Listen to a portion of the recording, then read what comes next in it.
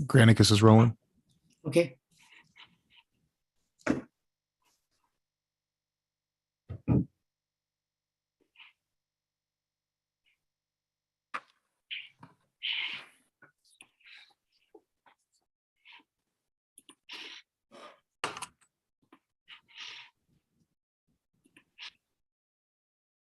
Mayor, we live. Thank you for that. So today is March 16th, 2022. The time is 7:06 p.m. and I'm calling to order the Baldwin Park City Council virtual regular meeting. And then we have Marie. Marie, did you want to do an invocation for us today?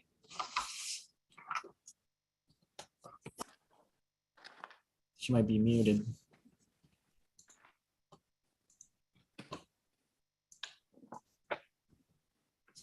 Okay. While she unmutes herself. Chief, would you mind leading us in the Pledge of Allegiance?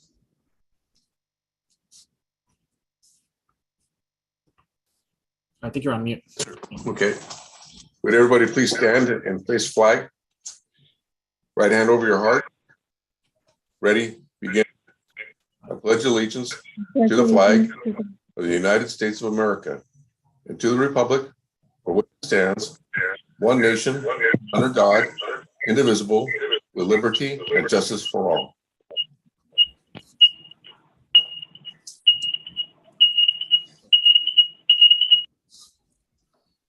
Okay. City Clerk, can I have a roll call, please? Yes, thank you, Mayor. Councilmember Alejandra Avila. Here. Councilmember Mónica Garcia. Here. Councilmember Paul Hernandez. Here. Mayor Pro Tem Daniel Damian. Here. Mayor Emmanuel Estrada. Here. And City Treasurer Marie Contreras. Here. Here. There we go. Marie, did you want to lead us in an invocation? Sure. Okay. Good evening, everyone. Buenas noches a todos y bienvenidos. Dear Lord, we ask for your help to enlighten our council and our mayor with the right decisions that they need to be made tonight. Please take care of our officers as they travel through the streets. Bless our residents. For this we pray. Amen. Thank you, City Treasurer. You're welcome. And then we haven't adjourned closed session, but City Attorney, is there anything to report out?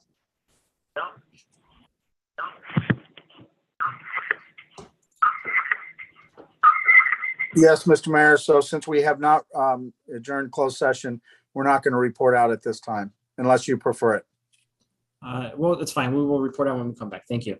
Okay. And then an announcement, the City Council are also members of the Board of Directors of the Housing Authority and Finance Authority, which are concurrently convening with the City Council this evening, and each council member is paid an additional stipend of $30 for attending the Housing Authority meeting and $50 for attending the Finance Authority meeting. And we have proclamations, commendations, and presentations, and we have a San Gabriel Valley Regional Housing Trust updates and accomplishments. Mayor Estrada, Marissa Crater and myself are here. We just need to be promoted. Thank you. Okay. I do see Marissa is here.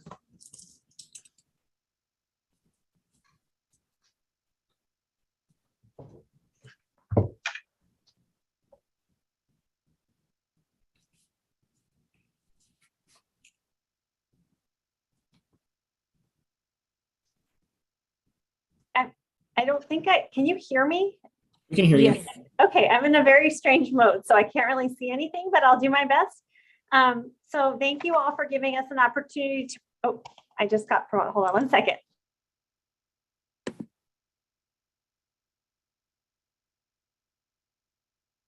Okay, I'm back and I can see. This is a lot better. Thank you so much. Are you able to see? I can see now. I couldn't see anything before, but I can see now. Thank you so much. What about Bria? Yes, Brielle? hi, thank you. I can see. Okay, perfect. Thank you so much. So thank you all for giving us the opportunity to present. We want to just use this opportunity to give a quick update on all of the wonderful work that the city has been doing in partnership with the San Gabriel Valley Regional Housing Trust. Before I start our presentation, I did want to share, I normally give a shout out to our key staff that we work with at each city, but there were literally so many staff people at Baldwin Park that we work with that I was like, I would just spend my entire time doing it. But you all are so amazing and so great to work with. We work with basically every department on all the different projects that we've been doing with you all. So I want to do that acknowledgement before I started. If you can go to the next slide. As a bit of background, the San Gabriel Valley Regional Housing Trust is a joint powers authority formed by SB 751 to fund and finance the construction and planning of affordable and homeless housing. We're able to receive both public and private financing, and we have 22 cities, including the wonderful city of Baldwin Park. The next slide shows our board of directors, and I want to acknowledge, you see in the blue box, Carol Averill is one of our 2 housing experts. We have regional representation from various council members throughout the San Gabriel Valley, and then we have 2 housing experts. One is Carol.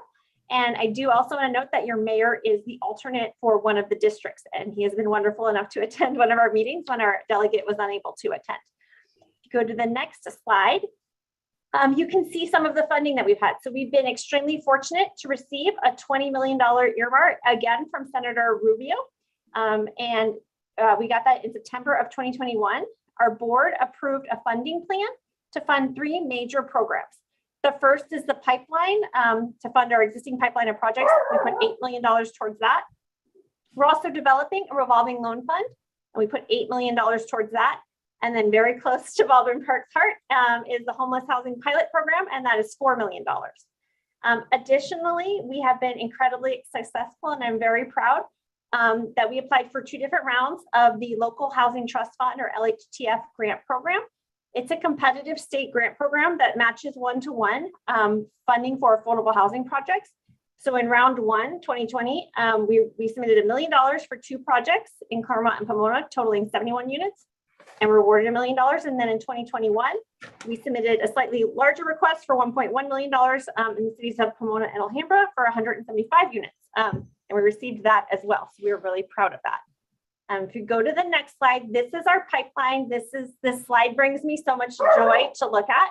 So we have been able to, I apologize that my dog is barking and my daughter's trying to quiet him. So we have a total of 10 projects that we have been able to fund, and that has just been so incredible. If you look right in the middle of the slide, you will see the city of Baldwin Park listed there, a little shining star, 53 units for the Vista Del Monte project. The trust awarded $500,000 to that project. We have, in 2 years, we just had our 2-year birthday last month. We have funded 552 units of affordable housing in the San Gabriel Valley, which I just find shocking and so incredible. And we have awarded a total of $11.7 million. Something that's really cool is that our average per unit investment is $21,000.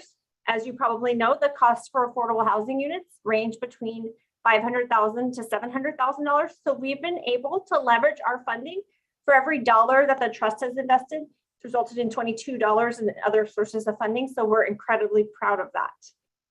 If you go to the next slide, you will see a lovely photo or a rendering. As I mentioned, the Vista Del Monte project, 53 units of affordable housing. So we are very excited for that project to be moving forward. And we want to acknowledge the city of Baldwin Park's leadership in being one of our many cities that is doing affordable housing projects. So that is very exciting.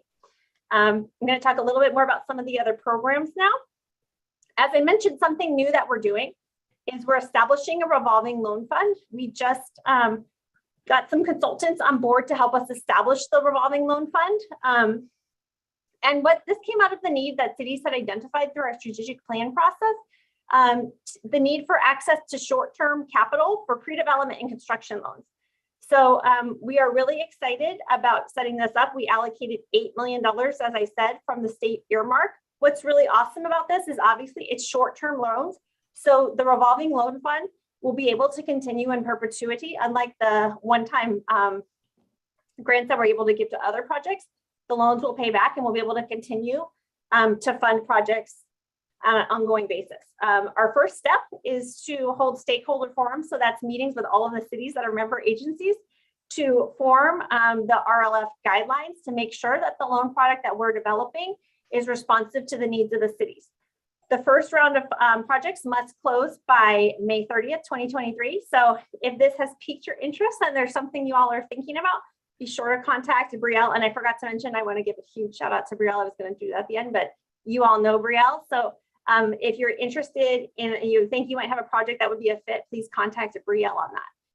And then this is where it gets really exciting for City of Baldwin Park. If you go to the next slide, we've been talking about our homeless housing projects. As you all know, we have really celebrated Baldwin Park, Esperanza Villa.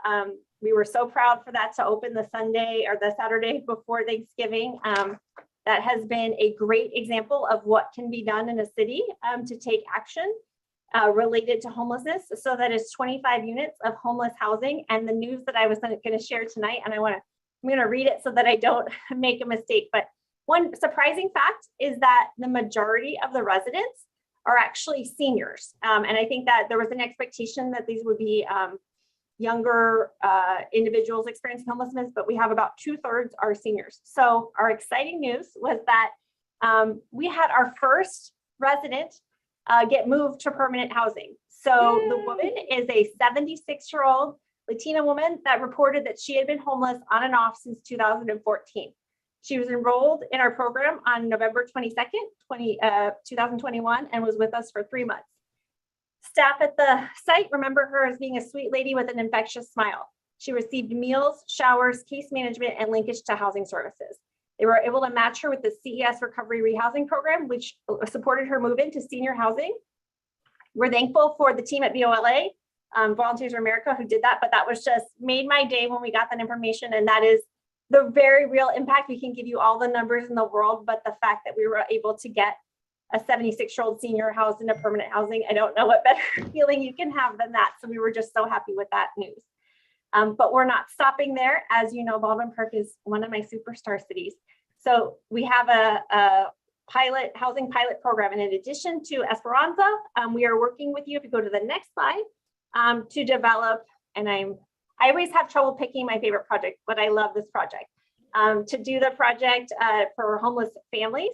You all are sure are very familiar with this, but our program provides maximum funding of $25,000 per bed per unit for sites that we've operated for 2 years or more. And the funds need to be expended by May 15th, 2023.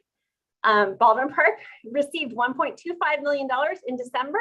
And this is for an adaptive reuse project at about 50 beds of homeless housing. So we are, again, very excited. This is so cool. I was hoping to have a project that was an adaptive reuse one. So we were really looking forward to working with you all on that. I'm almost done. 2 more slides. So housing planning. So we realized there was a need to help cities that aren't as advanced as the City of Baldwin Park in doing all of these different types of projects. So on the next slide, we are leveraging funding that we are getting through the REAP, Regional Early Action Plan program, to do a lot of activities to support the development of affordable housing. So we're doing a surplus land inventory to identify both publicly and privately owned sites that could be developed into affordable and/or homeless housing, and then that will be created into a web page. We are studying the feasibility of a land trust. As you all know, we have a construction authority, and anyone that does, any public entity that develops transportation projects is subject to the surplus land trust. And one of the challenges is you may want to hold that land for affordable housing, but there might not be a site ready. So the idea of a land trust would be able to purchase land when it's available and then hold it until it's ready to be developed. So we're looking at the feasibility of either the housing trust developing the regional land trust or having a different nonprofit implement the land trust, but we're really excited about that. And last but not least, we are launching an affordable housing incubator. And what that is a suite of technical assistance and consultants to help cities in all of the different areas that we were identified as needing to help support the development of affordable housing. So we have financial analysis and technical support, real estate and land acquisition, land use and environmental analysis, public outreach and engagement, and grant writing. So we are excited about that to be starting in the next month or two. So at the end, I'm on my last slide.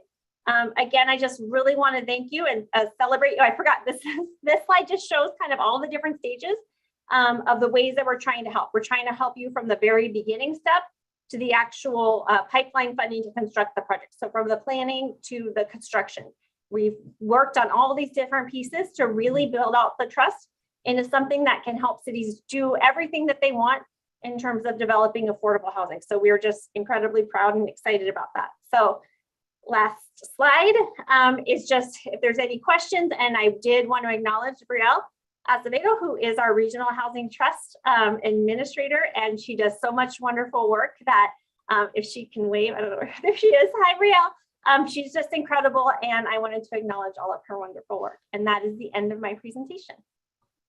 Great. Well, thank you for being with us today. It's very exciting to hear about all this stuff, and I'm glad that you presented this stuff.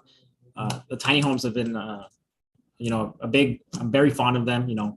It's a great project. We really have set, we've really set the example here, not just in the San Gabriel Valley, but in the region, right? And anybody who's paying attention knows that. I've heard, we're still receiving visitors. I just found out, I think Paramount and Hawthorne want to check it out, and I think the mayor from Paramount wants to come as well. So that's really neat. I heard I might have heard Malibu came recently. So these big cities are coming to Baldwin Park to see what we're doing. And I think Manny is going to announce something. Manny, do you want to tell everybody about the tiny homes and what's going to happen? Sure, Mayor, it'd be my pleasure. California Parks and Recreation Society, known as CPRS, San Gabriel Valley Region, which is also known as CPRS District 13, has selected Esperanza Villa as a model project. So we are considered one of the best of the best projects, and we will be recognized at the end of the month at the Diamond Bar Center, and we are very proud to receive this award. I believe this is a validation of all of staff's hard work and the leadership provided by the City Council, Mayor, and everyone else. So thank you very much. Great, thank you.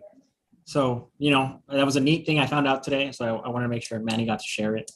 But I'm glad you shared that information, right? Because sometimes there is misleading narratives regarding the Esperanza Villa and what it does. And, if you go in there, you see that you're right. It is 50 to 60% of seniors. I was, we're waiting on some more. I think some more are in the application process where they're filling out their applications and getting ready to move out. So it's really neat to see that and experience it and show the community as well. I've been taking people out there and I kind of show them so that they see, and so I'm excited about it. I'm excited about phase 2, which is our making sure families don't go homeless and making sure that they have a safe space instead of jumping from motel to motel with motel vouchers and not having a safe place to interact or even do their homework, right? So thank you for that. I did want to throw out, we have a great partnership with the Regional Housing Trust. One thing I would like to see is maybe a funding group for affordable homeownership, something that the city has really worked heavily on, and finding a funding partner would be really nice, something that we could potentially explore sometime. So thank you for being here. And Brielle, of course, who has been part of the process since day one and has helped make it happen. And of course, staff, Eureka, Manny, and our public work. So I'm very proud of the synergy that the both agencies have been able to come by. Mayor? Yes, Councilmember Avila. Thank you. I also want to thank everybody involved. I remember when Eureka started talking about what we can do with the homeless. She was so excited. I didn't know you could take it this far, Eureka. So thanks for being instrumental in being part of helping us put all these programs together and bringing the right staff in that's so motivated to make it happen as well. Thank all of the staff that has pushed forward, and Tiny Homes is a great example of what can be done to help those that unfortunately are not fortunate like the way we are. So I'm thankful for that. Thankful for Eureka pushing the program forward along with Manny and all of the staff. Brielle, you have been amazing in this program, so thank you. And I definitely look forward to our next project on Garvey. I can't wait to see the families there, open the project, and then transition them to permanent housing. So thank you, everybody that has been involved. Thank you, Councilmember Avila. Any other council members? If not, I want to thank you guys one more time for being here. Like I said, we're very excited. I'm glad you shared that information. I think it's very important that we share that with the community as well, so that they're aware of what we're doing and that we're answering their concerns. And then Marissa, before you and Brielle leave, I do want to jump to our third proclamation commendation, which is the recognition of our public works engineer manager, John Bechet. who I heard was stolen by the Regional Housing Trust. And so I think, and so the joke is that, you know, he did so well with your RHT money at the first tiny home site that you decided to take him with you. So I want to highlight John, and technically I'm still part of the COG in the Regional Housing Trust, so we're still kind of in a team, so it's okay. But, you know, we're very proud of John. John has been instrumental in a lot of the projects that we're doing. He was part of the tiny homes. He's part of other projects. So you guys are very, very lucky to have him. And then, you know, John is also a product of Baldwin Park. So John, I want to give you the floor for a little bit. Oh, good evening, Honorable Mayor and City Council. It's very hard to put words or feelings into words. I'm truly honored to work in this beautiful city of Baldwin Park and serve their community. You know, I want to thank my director, mentor, and friend, Sam Gutierrez, for his guidance and patience with me. I want to thank Ron, Lulu, Anthony, Long, and I don't want to forget anyone, you know, our directors and CEO. And of course, you know, I can't forget my Public Works family. Thanks for your support. I want to thank the mayor and the city council for the directions and support and the true love to the community. You make it happen. And this is the right word. You always make it happen. I will miss working with all of you, and I truly made lifelong friends. Thank you for everything, and I will miss you all. And then, so real quick, sorry, John, no pressure, but you know, you got two organizations here. Which one's your favorite one? I love you all. Well, before Good I answer, John. before I hand it off to your Public Works director, I just want to read. You do have a plaque. I don't know if they've handed it over to you yet. Yeah. Okay, but you will get one. Don't worry. You want to make sure you put it at your new office, just to let everybody know where you come from. And so this is John Bechet, Engineering Manager, Public Works Department, December 2018, March 2022. In recognition of over 3 years of service with the City of Baldwin Park, we commend you for the unconditional dedication you have given your colleagues, residents, businesses, and our community. Thank you for all the hard work you committed to many city projects. We wish you the best in your future endeavors. March 16th, 2020. Thank you. And the best thing is your family's still here, so you'll still visit Baldwin Park, Yes. right, John? Well, Baldwin Park is my family, so yes, absolutely. Great. Congratulations. Thank We will you. miss you. Thank you. Marissa, I'll see you soon. You're still part of the Baldwin Park family when you're at the COG. We love all of you. Absolutely. Thank you so much. And, Hey, I just, hey, everyone, this is Sam Gutierrez. John, I get the great pleasure to present to you on behalf of the City of Baldwin Park, the plaque of which the mayor just read the wonderful words here that we have for you. I just wanted to say a few words. As the mayor said, and many people don't know, is that you are in many ways a product of the City of Baldwin Park. So I remember when I first met you, when we first started working together many years ago, that you immigrated to this country from Egypt straight to the City of Baldwin Park. And so, you know, with that in mind, I recalled when we first offered you the position here, I remember you saying that, you know, you're telling me the story, and I remember you saying that you wanted to give back to the Baldwin Park community. And let me tell you, brother, you have done that. You've done that with the numerous projects and the passion that you've brought to the projects. We've been able to accomplish a lot.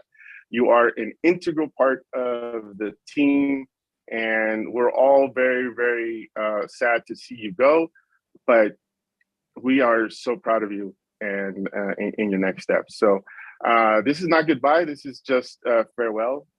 Thank you for all you have done.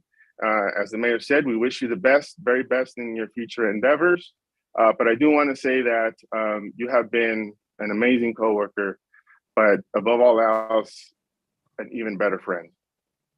Thank you, Sam.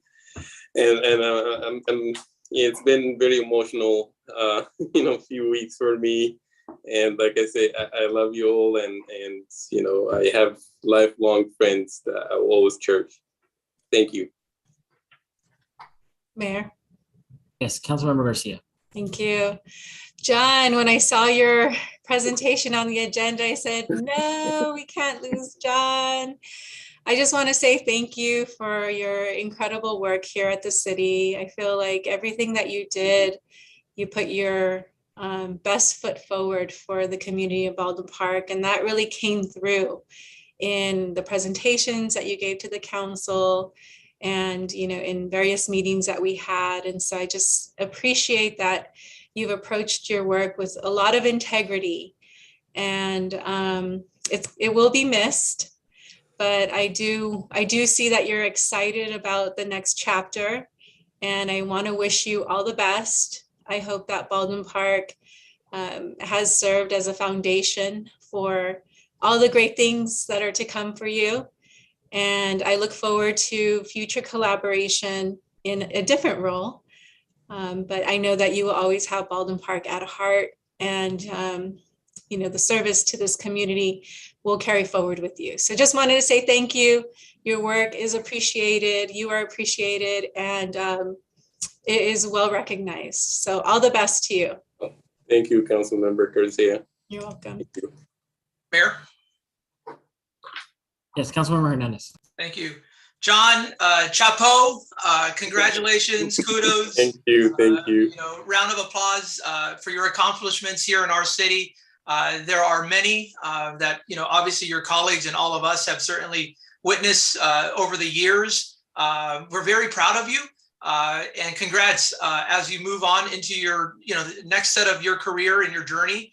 You know, I'm sure you'll be just as successful or more so, you know, working on behalf of the San Gabriel Valley instead of just one city. So your experiences, your knowledge, your technical expertise will carry you forward without a doubt. And, you know, as everyone said, this is not a goodbye. This is just a farewell, and we will see you around. Because again, as you mentioned, you have family, you have roots here. So we'll be seeing you from time to time, hopefully at our summer concerts, which I know is something that you enjoy. And so perhaps we'll see you in a few months. Thank you. Thank you so much, Councilmember Hernandez. Mayor.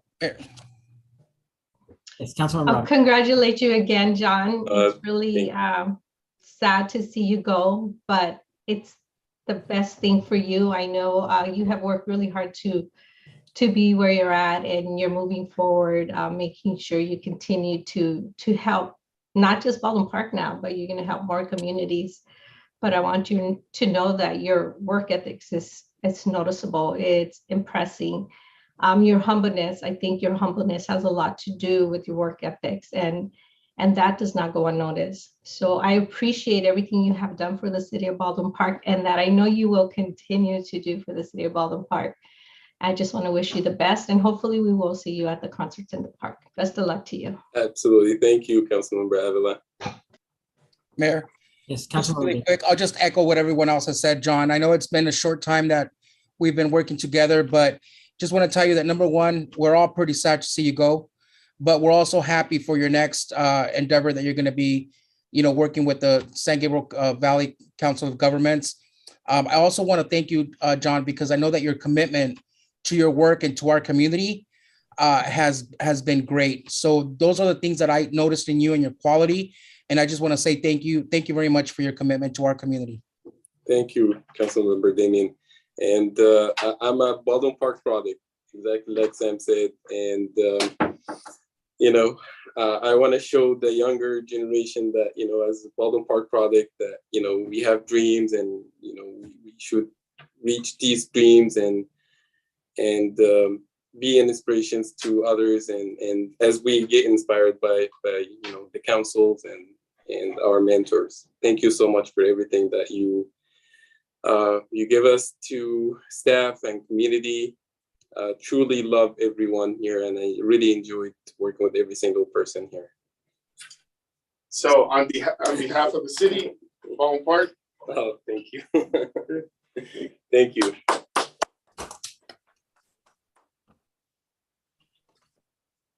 Thank you, everyone.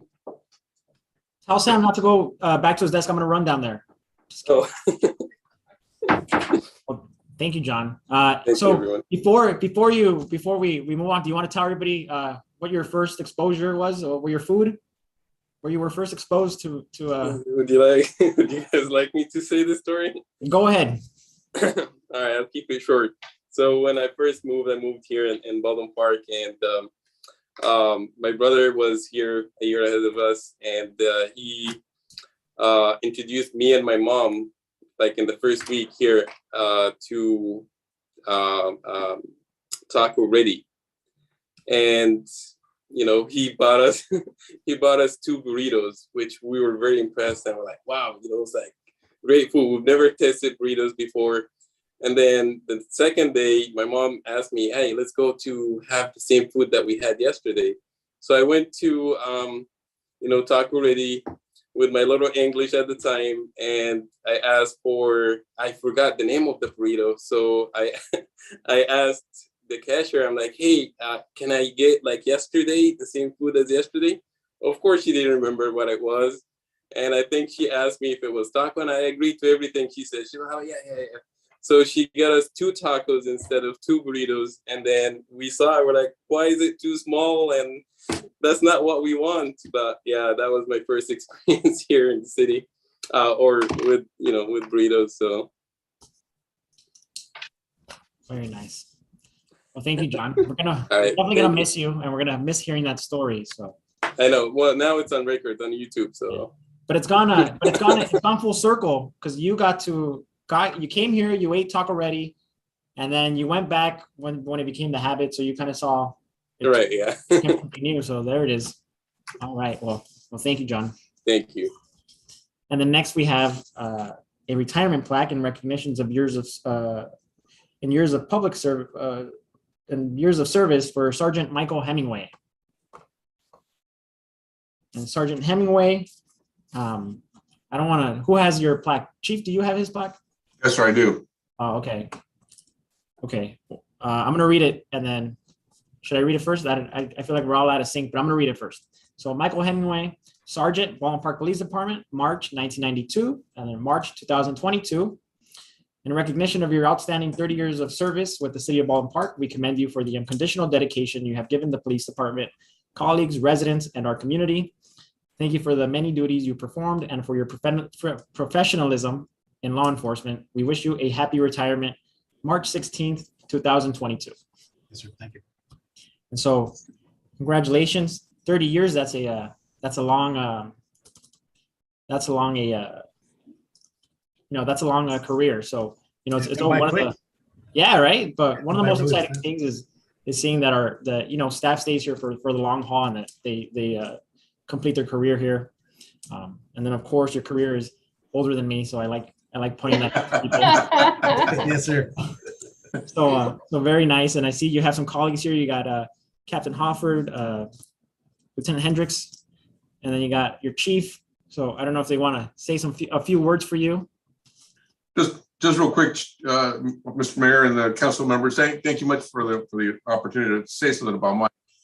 Ever since I started, Mike has been an integral part of helping me be successful in what I've done. He's mentored me and helped me understand and be better aware of what this department is all about. And it's a great department.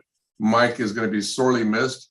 He is huge in what he's been doing for us in the last, for me at least, for the last year and a half, especially trying to get us organized, despite the fact that we're short-staffed in the command staff. So he's been an integral part of our process. We definitely missed. Hopefully I can get him back, but it's one of those things that he is a huge source for us for our success in the recent times. So my thanks to you, Mike, for 30 years, and and he is our senior sergeant. So if you look on his patch, in the sergeant that he carried, there's a star, which means a senior sergeant. So that's an outstanding recognition to him for being the senior sergeant of the Baldwin Park Police Department. So many thanks to you, Mike. Best wishes and continued success in your retirement. Thank you, Chief. And then just to clarify, that's a senior level, not that he's a senior. So correct. Yes, correct. Chief, may I say a word? Yes, please. I'd just like to express my appreciation to Mike for all of his years of dedicated service. And, you know, he and I go back 30 years here at this place. And I can tell you that he is a true consummate professional who has always had Baldwin Park and its residents at the forefront of his heart and what his work here has always been about. Mike has served as a detective in a variety of assignments. He was once handpicked to serve on a special problem-oriented policing team that we used to have here some years ago. He's worked auto theft cases. He's worked burglary cases. His forte was really in working vice. He worked vice as a detective here in Baldwin Park. He also served as the vice team supervisor for a number of years. He was also assigned to the LA Impact Task Force, Narcotics Task Force, that serves all of Los Angeles County and ventures into counties outside of Los Angeles during work too. He served as an acting lieutenant and as an acting commander during our personnel shortages in our rank staff here. I can tell you that he is absolutely critical in our ability to run this police department. And I'm sort of very nervous about the thought of him not being here to assist me anymore. He works directly for the chief and I in administration. And you know, we're almost over this personnel shortage hump that we have now. We have some promotions that are going to be coming up very quickly. And Mike has been able to see us almost through to the end of that tunnel. He's not going to, his retirement date is scheduled before then. But I just want to say how appreciative I am of his efforts. He's always been dedicated to this place and seeing the success of the police department and the chief. And he's going to be sorely missed. But Mike, well-deserved, brother. You made it the full race. And I also want to point out to you one last thing. Mike could have retired several months ago. As you may be aware, an employee's sick time under the CalPERS system can be converted into service credit. And he could have used that sick time credit months ago to retire a little bit early. And he chose to forego that and to stay on because he knew how critical his help was to the success of the police department. And you know, the reason he's choosing to leave now is because he's come to the end of that sick time period. And he's basically donated that sick time back to the city by not taking it. So, you know, Mike would never tell you that himself, but I think that level of dedication is worthy of being noted. So again, Mike, thank you for everything. Congratulations, and I'll see you on the golf course. Thank you, Kevin. Mayor? Yes. Unless Lieutenant Hendricks has Oh, yeah. something to say first? Did you? No, just, I mean, obviously Mike's going to be missed. Everything I planned on saying, the captain said. I pulled up his resume. I was ready to list his accomplishments and accolades, but I would just echo the sentiment that he's played a very critical part in keeping this organization afloat while we've been in these personnel shortages. So for that, thank you, Mike. Okay, Mayor? Yes, Councilmember Avila. Thank you. Well, Sergeant Hemingway, I really don't think that you should be retiring just yet. I think you still have a few years, but it's a decision, I guess, that you want to make. I want to wish you the best, and I want to thank you for all the years of service that you provided to our residents to make sure that their safety came first. So it's greatly appreciated. I've seen you out on the street, out on patrol, and I like the way you interact with the community. You're awesome. So thank you for everything that you have done for the city of Baldwin Park. You would definitely be missed. Thank you, man. Good luck. I won't see you on the golf course though. Mayor? Yes, Councilmember Dini. Sergeant Hemingway, congratulations on your retirement. 30 years with our department here in our community. Thank you so much for your commitment, not only to our department, but also to the residents that you served over the 30 years that you were here. You will be missed. And we want to say thank you very much for your service. Thank you, sir. Mr. Mayor. Yes, Councilmember Hernandez. Thank you, Sergeant. Congratulations on a long established and distinguished career. I'm sure your golf game will increase, hopefully. I mean, that's the reason for why we try to retire and try to aim towards lower pars. So congratulations. Thank you for serving and being dedicated to our city and to our residents and to your colleagues. As Captain Hoffer just mentioned, that speaks volume, but it also speaks to the personality and the type of individual you are. So again, thank you for everything. Enjoy the sunsets and enjoy the beers and everything else that comes along with retirement. Thank you, sir. Mayor. Yes, Councilmember Garcia. Thank you.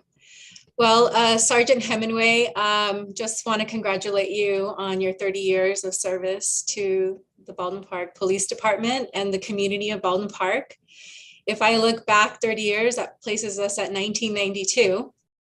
And it was a different city back then. And if you would allow me to just kind of walk us through, because I want to acknowledge and really think about your contribution to this community.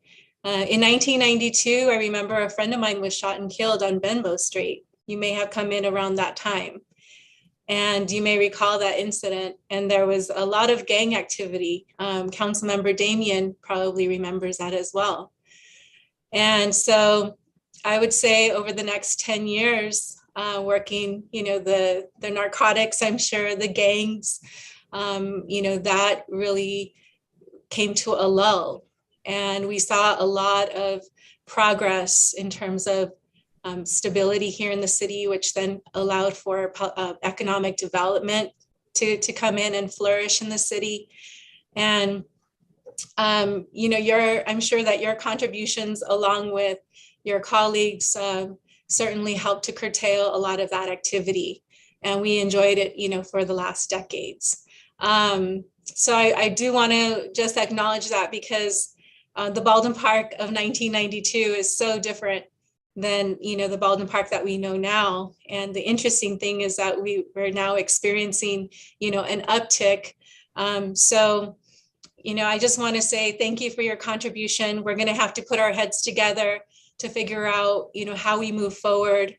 And we're going to have to really pull from the best efforts, like the efforts that you gave to this department. And, hopefully you have, left a legacy that others can follow in a very positive way, right? And, we'll be able to once again curtail that type of activity.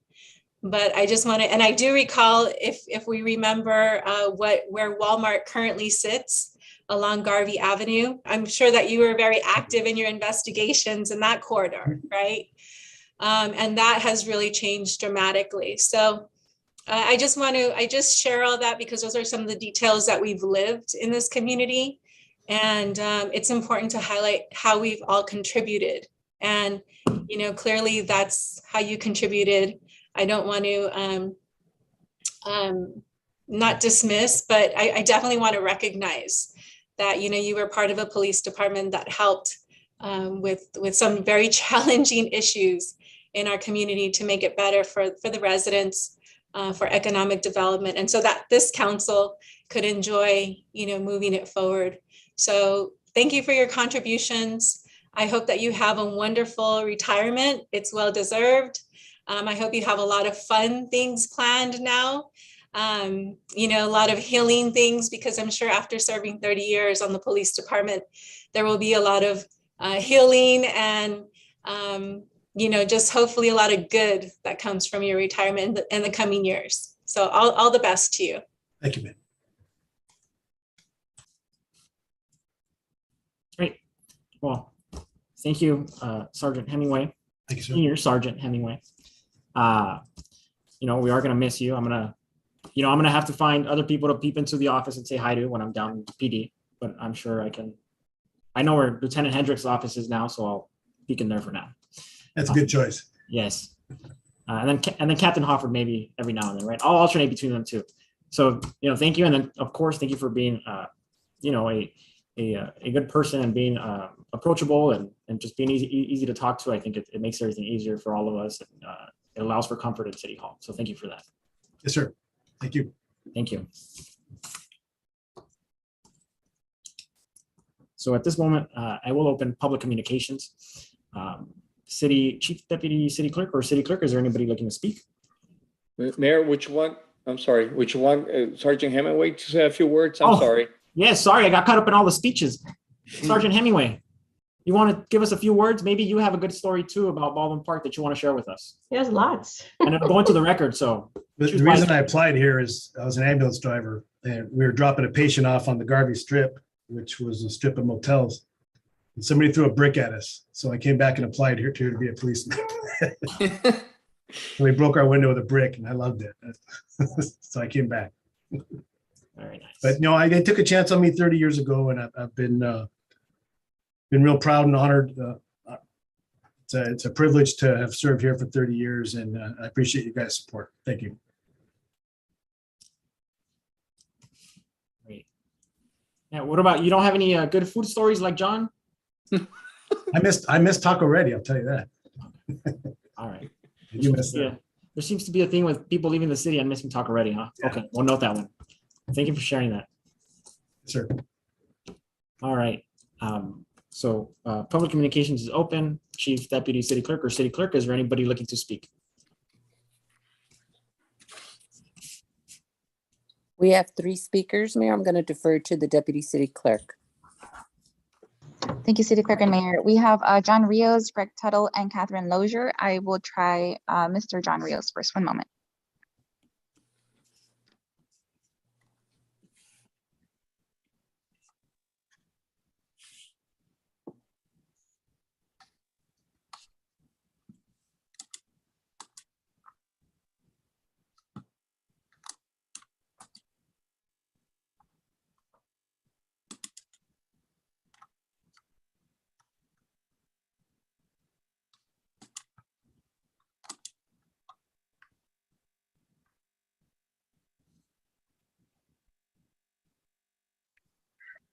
Hello.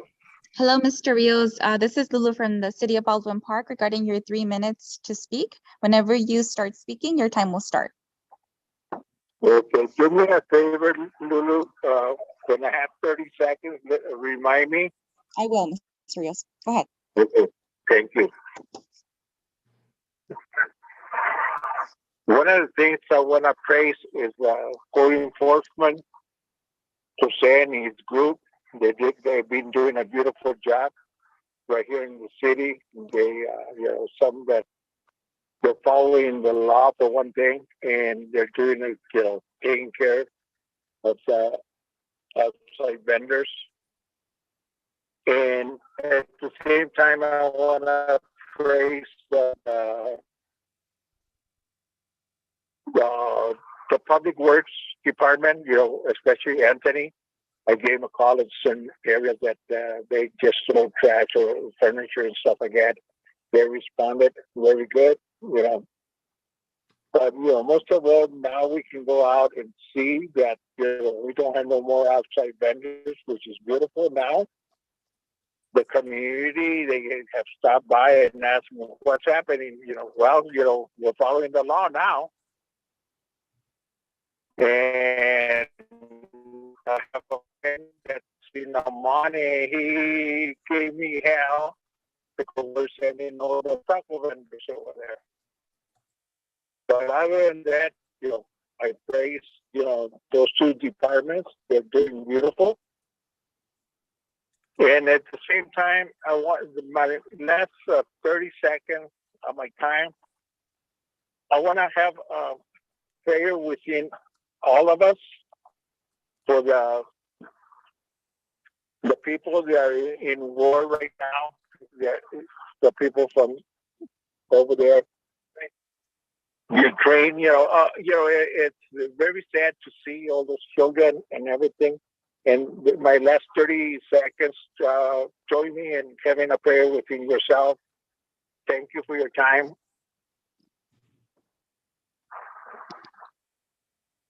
You can do your prayer. You still have a minute. Oh, it's okay. It's okay, Lulu. It's okay. Like I said, it's a silent prayer between all of us. And let's hope and pray for that country that's in war against Russia. I just hope it doesn't break up into a big nuclear, war. So thank you for everything. Your 30 seconds start now. Okay, thank you.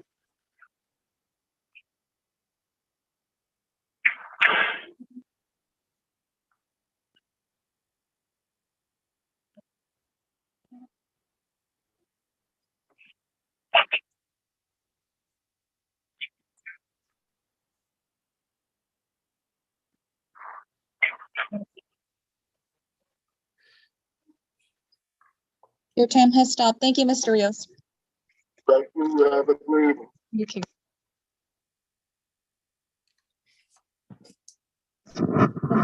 Speaker is.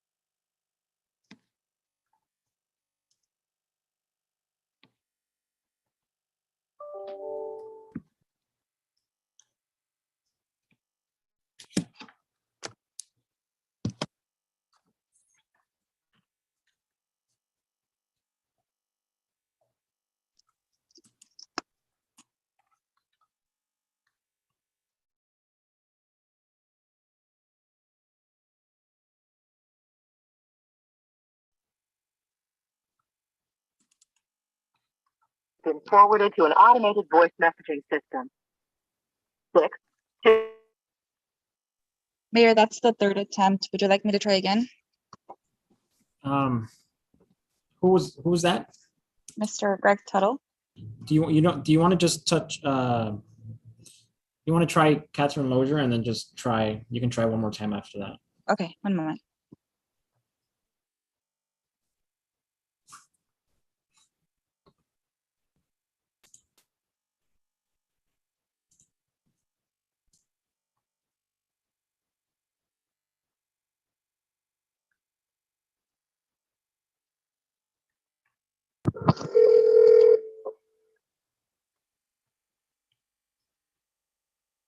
Hello.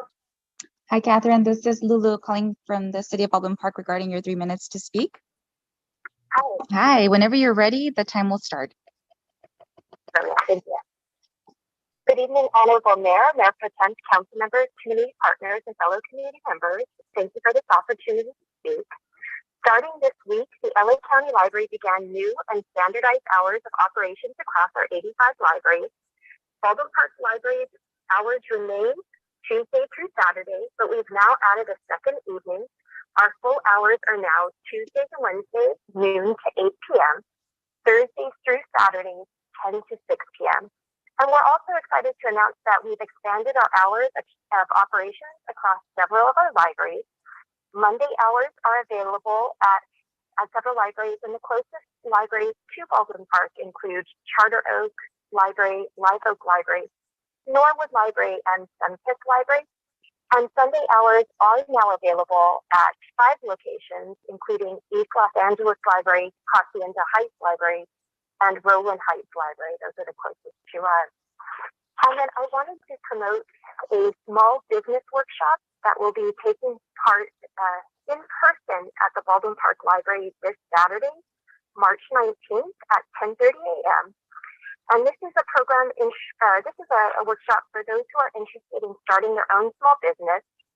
The LA County Office of Small Businesses will provide aspiring entrepreneurs helpful information on the startup process in Los Angeles County, and will include details on the steps it takes to open a business, a general overview of commonly required permits, licenses, and available resources that are provided for free.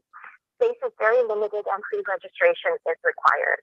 And then part of our Women's History Month programming taking place on Tuesday, March 22nd at 4 p.m.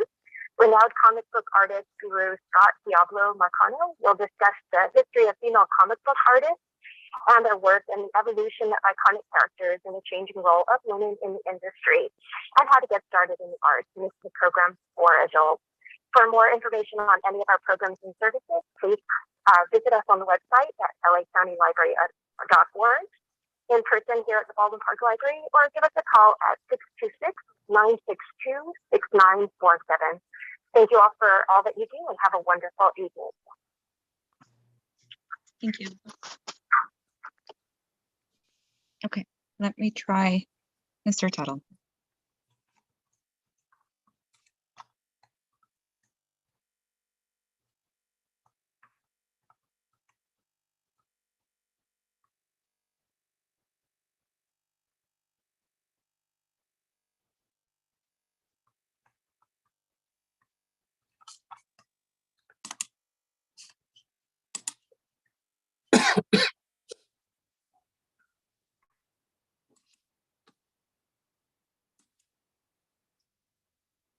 Voice messaging system. 6, 2. Mayor, he's gonna speak now, but Javier Navarro. Okay. Let me try him now.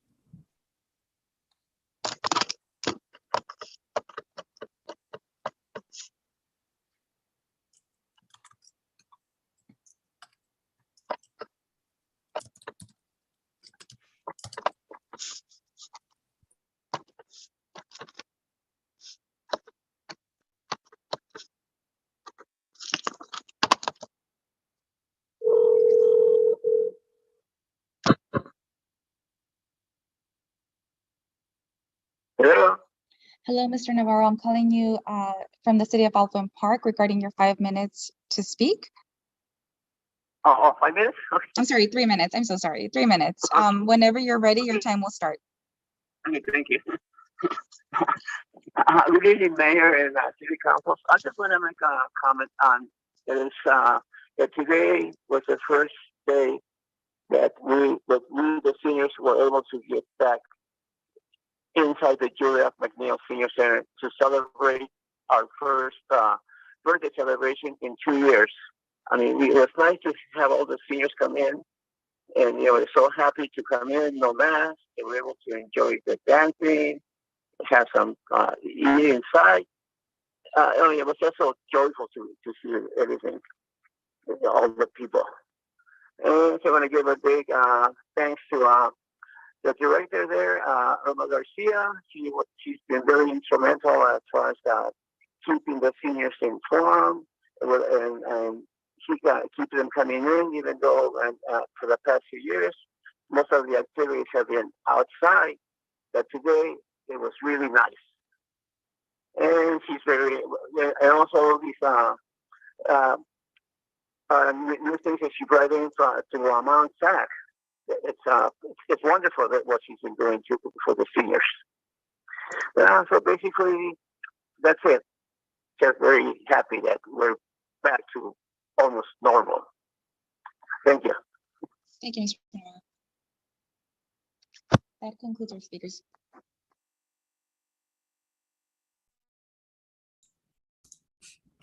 Great, thank you, Chief Deputy City Clerk.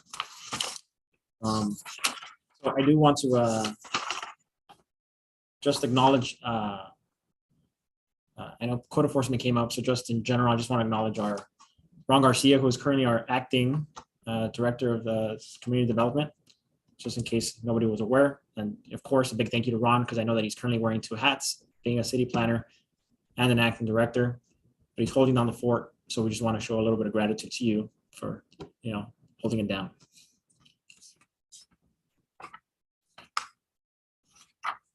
And then Javier, who is one of our regulars at the senior center. I'm glad to hear that seniors are happy about being inside. I stopped by today. Javier was wearing green hair and a green mustache, so he's very in the mood and very in the spirit, so very nice. But I just wanted to bring up, that I've seen that also, I believe the excursions are taking place. I believe the seniors just went on a field trip to the Ronald Reagan Library. Is that correct, Manny? Yes, sir, Mr. Mayor. They enjoyed a trip to the library, Presidential Library. Thank you. Nice, thank you. So we want to make sure we let the senior citizen community in our city know that there is opportunities for them to get some fresh air and go on excursions with other seniors in the city. And so at this moment, I will close public communications. And I believe we are on the consent calendar. Mayor, can I close on behalf of somebody? Yes, of course, Councilwoman Ravina. Thank you. I want to close on behalf of Richard L. Gutierrez. Father Mike's father passed away recently. So I want to send my condolences to Father Mike. I know he will be sending information for his father's service as soon as he has that information available. So my deepest condolences to Father Mike, who was an icon here in the city of Baldwin Park, and now he's in La Puente. I also want to send my condolences to the family of Sandy O'Halloran. She was the secretary at Jones Junior High School. She passed away on January 7th. She will greatly be missed. I worked with her for many years. She made a big impact on a lot of people, a lot of families. As a matter of fact, tomorrow are her services, and to show the impact that she's making, there was an email sent from HR letting us all know that if we needed subs for tomorrow, we probably were not going to be able to get subs because all those subs were being directed to Jones Junior High School because all of those teachers are attending the services of Sandy O'Halloran. She was a big fan of St. Patrick's Day. O'Halloran tells you the name why. So we will be celebrating her life tomorrow with everybody wearing green. She will greatly be missed. She was a great co-worker, a wonderful, wonderful person if you ever met her. So my good condolences to her as well. And also my condolences to Daniel Aware. He's my co-worker. He just lost his father as well. He had the services for him today and also tomorrow. He recently passed away. The services were today, and then he'll be holding his burial. So my deepest condolences to the Loera family as well. Thank you.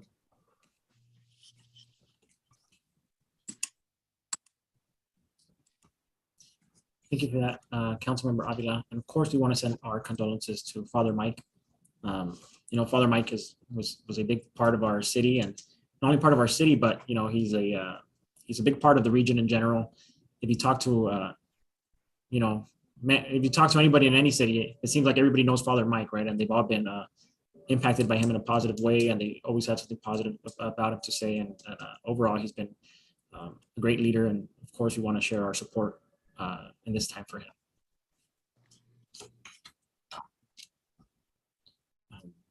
So at this moment, I will move to the consent calendar. Is there any items council is looking to pull? Can I pull item 5 and 6, please?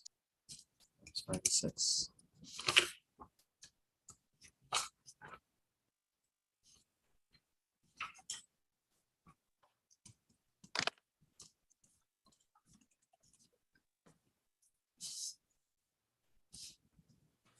Okay, I'll pull item number 9. So with that being said, I will make a motion to pass items number 1 through 12, excluding 5, 6, and 9. Can I get a second? Second. Great. City Clerk, roll call, please. Thank you, Mayor. Mayor Estrada, Yes. Councilmember Avila, Yes. Councilmember Monica Garcia, Yes. Councilmember Paul Hernandez, Yes. Mayor Pro Tem Danny Damian. Yes. Motion passes. Great. Thank you for that. So Councilmember Hernandez, you have the floor. Thank you very much. I just wanted to bring to our attention, there's a $1,000 referral fee for our police department for hiring or essentially referring someone to be hired onto our department. Right now, it's exclusively only for the police department.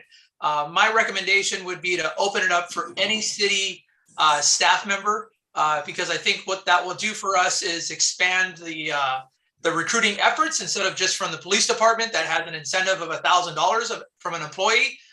We can perhaps have Rec and Parks or Public Works staff that know of folks that could be potential good folks and a good fit for our city. So that would be my recommendation, is to add from excluding just everyone else from the police department, to add all city employees. Any thoughts, feedback? Sir, I agree with you. That's it's a great idea. We will add to the staff report. Perfect. If there's no other feedback, that would be my motion. My motion would be to add and expand the $1,000 referral fee from the police department to all city staff. Great. And then just to clarify, council's not a part of it, right? I will second the motion. And if we could just get a report of the allocation of how much that would increase our expenditure to get an estimation of what it looks like. So there is a second and a first. City Clerk, roll call, please. Thank you, Mayor. Councilmember Hernandez, Yes. Mayor Pro Tem Damian, Yes. Mayor Estrada, Yes. Councilmember Garcia, Yes. and Councilmember Avila. Yes. Motion passes. Great.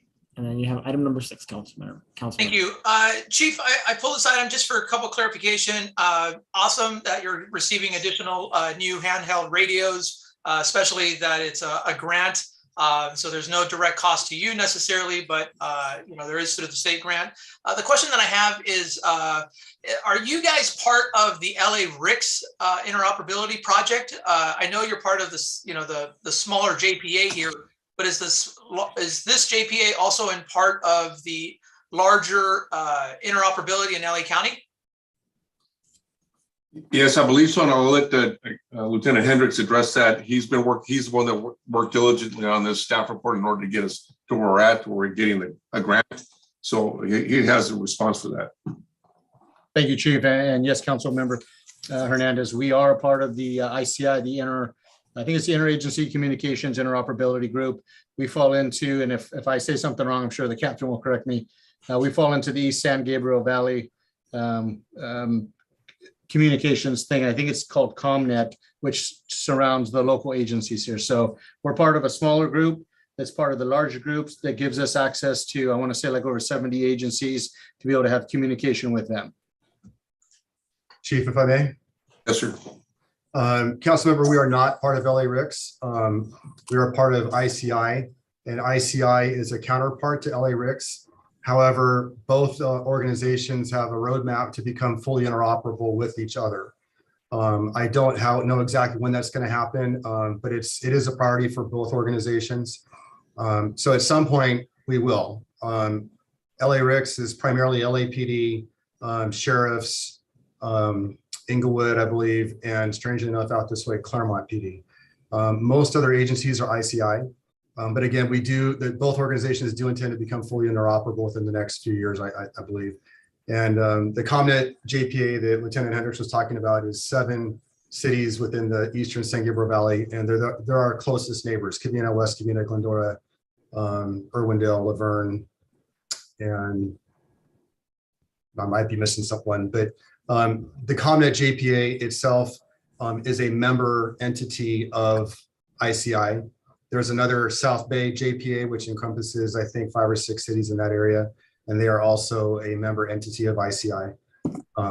So I hope that kind of explains the architecture of the two systems. Yeah, no, thank you. I just want to make sure that there is a roadmap in which your system will certainly connect with the other regions within LA RICS besides just LAPD and everyone else, especially as we think about mutual aid, right? Obviously, our closest partners are the ones that matter first. But once we draw down on resources from here, we want to make sure that we still connect to the other side.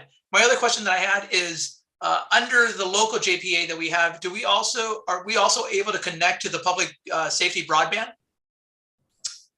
I'm not sure what you mean by the public safety broadband. The public safety broadband is the project in which I believe it allows first responders, primarily police and fire, to use a separate band that would be like G4, right? But it's specifically for public safety organizations to be able to tap into, to use for your computers. So instead of using a wireless modem, you'd be able to connect to that through a separate dedicated cellular system, for the region. I know LA RICS is part of that, but I believe that's also a larger discussion because as a result of 4G and 5G, that allows for that. So I just wanted to make sure that we're thinking about that because that would enhance some of your services that you guys provide, but also provide some offsets costs to the JPA and to our department in the future. Yes, sir. Well, I'll look into that and circle back with you. Okay, appreciate it. Thank you, Chief. With that, I have no other questions. Thank you, sir. Hey, you have a motion? We'll pass it as is. Okay. That is my motion. Is there a second? Second. City Clerk, roll call, please. Thank you, Mayor. Councilmember Hernandez, Yes. Councilmember Garcia, Yes. Councilmember Avila, Yes. Mayor Pro Tem Damian, Yes. and Mayor Estrada. Yes. Motion passes. Thank you for that, City Clerk. And then item number 9, approval of mental health awareness walk fair and car show budget appropriation. I just wanted to double check, Manny, you're requesting 34,475, and it's coming from the ARPA fund? Yes, Mayor, it is. Okay, that's fine. Just wanted to double check. I know that we added to the other one just in case, because I know things are highly in demand, any sort of resource. So I would just move to have this, to increase it to 40,000 flat, just so you have the extra wiggle room in case of anything. Thank you, Mayor. I don't know if anybody has any comment on that.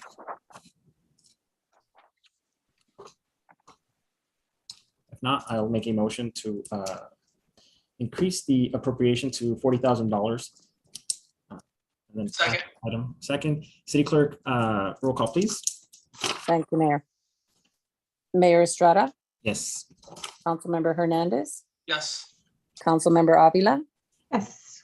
Councilmember Garcia, Yes. and Mayor Pro Tem Damian. Yes. Motion passes. Thank you for that. Next, we move on to City Council acting as successor agency of the dissolved Community Development Commission. And we have a consent calendar, and I will make a motion to pass that consent calendar. Can I get a second? Second. City Clerk, roll call, please. Thank you, Mayor. Mayor Estrada, Yes. Mayor Pro Tem Damian, Yes. Councilmember Avila, Yes. Councilmember Garcia, Yes. Councilmember Hernandez. Yes. Motion passes. Great, thank you for that. And now we are at the public hearing. We have a request to the City Council from the Planning Commission on multiple zoning and general plan land use changes, which would achieve consistency within the downtown specific plan. First things first, open up the public hearing and hear public testimony. So I will officially open the public hearing to anybody speaking in favor of that mentioned request. City Clerk, is there anybody looking to speak in favor of it? No, Mayor.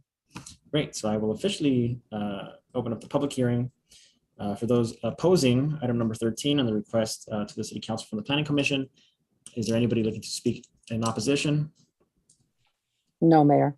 Great, so at this moment, I will move to officially close the public hearing in favor and opposing for item number 13 on the request.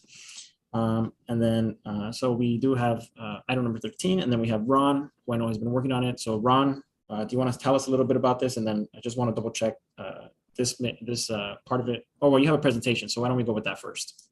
Yes, thank you, Mayor and City Council staff. I'm really excited to be presenting this to the community, to the council, 2.5 years in the making. So we'll go ahead and start off. Hold on one sec here. Just so provide some history on where we started and where we've worked hard to get to. So in 2016, the city approved the Downtown Transit Oriented Development Specific Plan. It consisted of a hybrid traditional form-based related specific plan. In 2019, city staff determined that existing maximum densities of 30 units per acre, along with development standards within the plan, limited potential housing development within the downtown, as we were getting interest from developers and looking at that at the downtown specific plan for potential investment opportunities within the specific plan.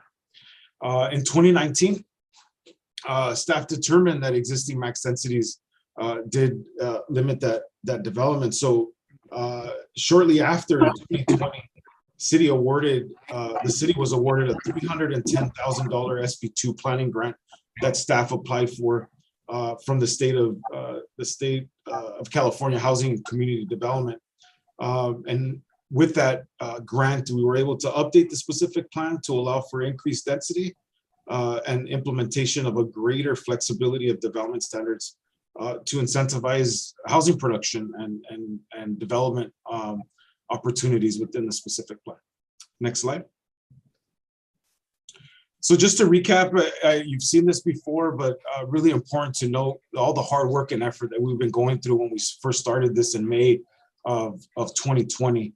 We're now in March of 2022, where we had a series of study sessions and engagements with key stakeholders, community members, and it was definitely a community-based effort. And then based on council direction, we have before you the downtown specific plan. Next slide. So as you remember, we had a 3-day visioning charrette. And one thing I want to make note here is you all remember we were at the peak of the pandemic, the COVID, and we were able to have a successful community event charrette, a 3-day process while going through the pandemic, and it was successful. If you remember, we had some deep presentations on market assessment, development strategies, also elements of successful downtowns, and also mobility within the downtown. And so their concepts were presented in the evening as providing concepts for what to include in the downtown specific plan. Some items were revised, but really engaged the community and all the stakeholders, the council, the planning commission, to essentially come forward with what we're presenting today.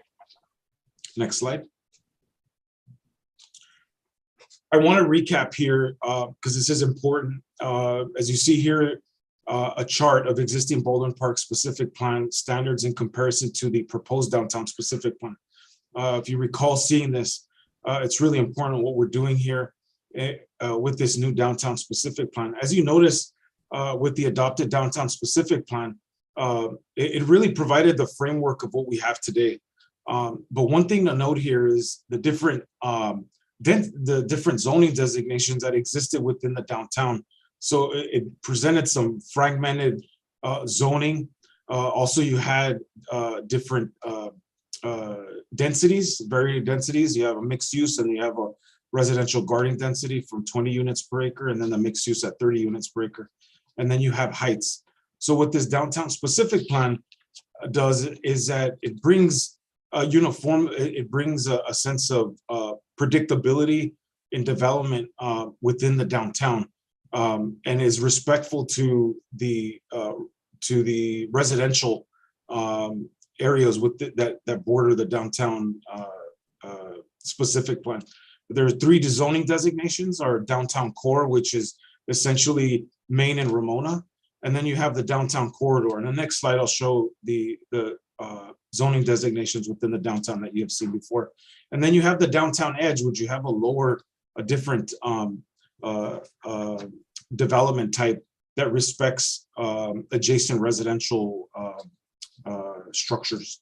And then the densities, we went through that exercise, we collaborated with the council, and we were able to kind of rethink the densities, the maximum densities. So we were existing at 30 units per acre, and we were able to increase that by 40 units per acre at the core, the corridor, and the edge within the downtown. And then your heights, we maintain those heights within the core at 50 feet at 4 stories maximum. And then you have your corridor, which you start to layer at 35 to 50 feet, and then on the edge to 25 to 35 feet. Next slide. So again, here, as I've noted before, you have the different zoning designations. You have industrial commercial within the downtown. You have garden multifamily, which all have different development standards. And so you have sort of like this hodgepodge development that's taken place. And so this is the existing downtown Baldwin Park specific plan boundary. Next slide. And so now we've simplified that to create some greater flexibility. Again, the purple area is the downtown core, which is your maximum at four stories in height. And then you have your downtown corridor. And as you expand out and touching on the residential the low residential areas, you have the downtown edge. You see it in blue, you have the Civic Center, you have your parks that are noted there, Morgan Park. And so you can see that it's provided some framework. Another thing that I wanted to also mention on this slide is that we took the opportunity to expand the boundaries a bit where it made sense. And we really analyzed the existing downtown specific plan at the time that we were at the very beginning at the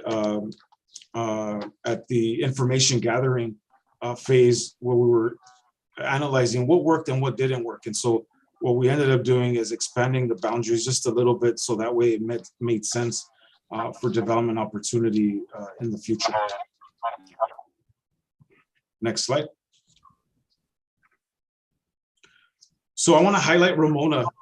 As you know, this past weekend, the city celebrated the downtown beautification. And so of the downtown on Ramona and Main, with all the decorative light features, the landscaping and decorative paving that has been completed by Public Works.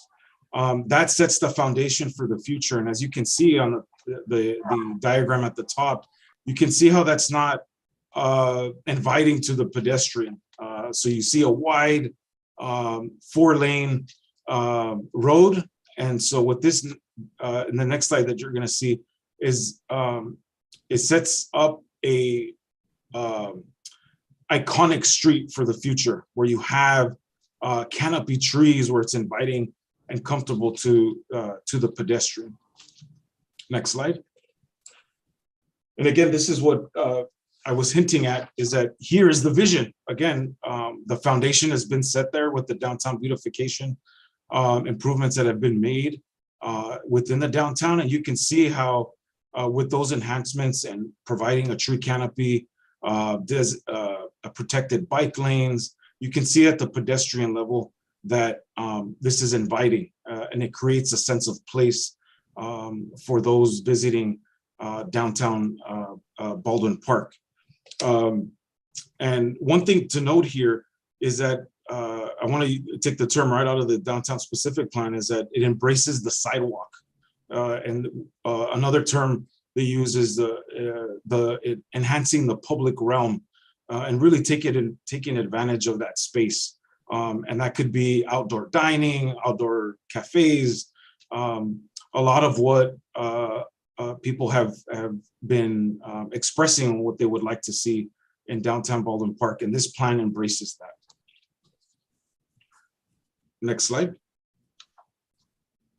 And at this point, let me, before I hand it off to our consultant, Kaiser Ronwala, this slide here provides a palette of tree canopy within the downtown, which also enhances the comfort for the pedestrian. It really defines the street, especially when you have, again, I use that term, creating an iconic street on Ramona. And then as you come out to the medium to lower residential areas, you provide that canopy within the downtown. Next slide. And this slide here, this is the fun slide.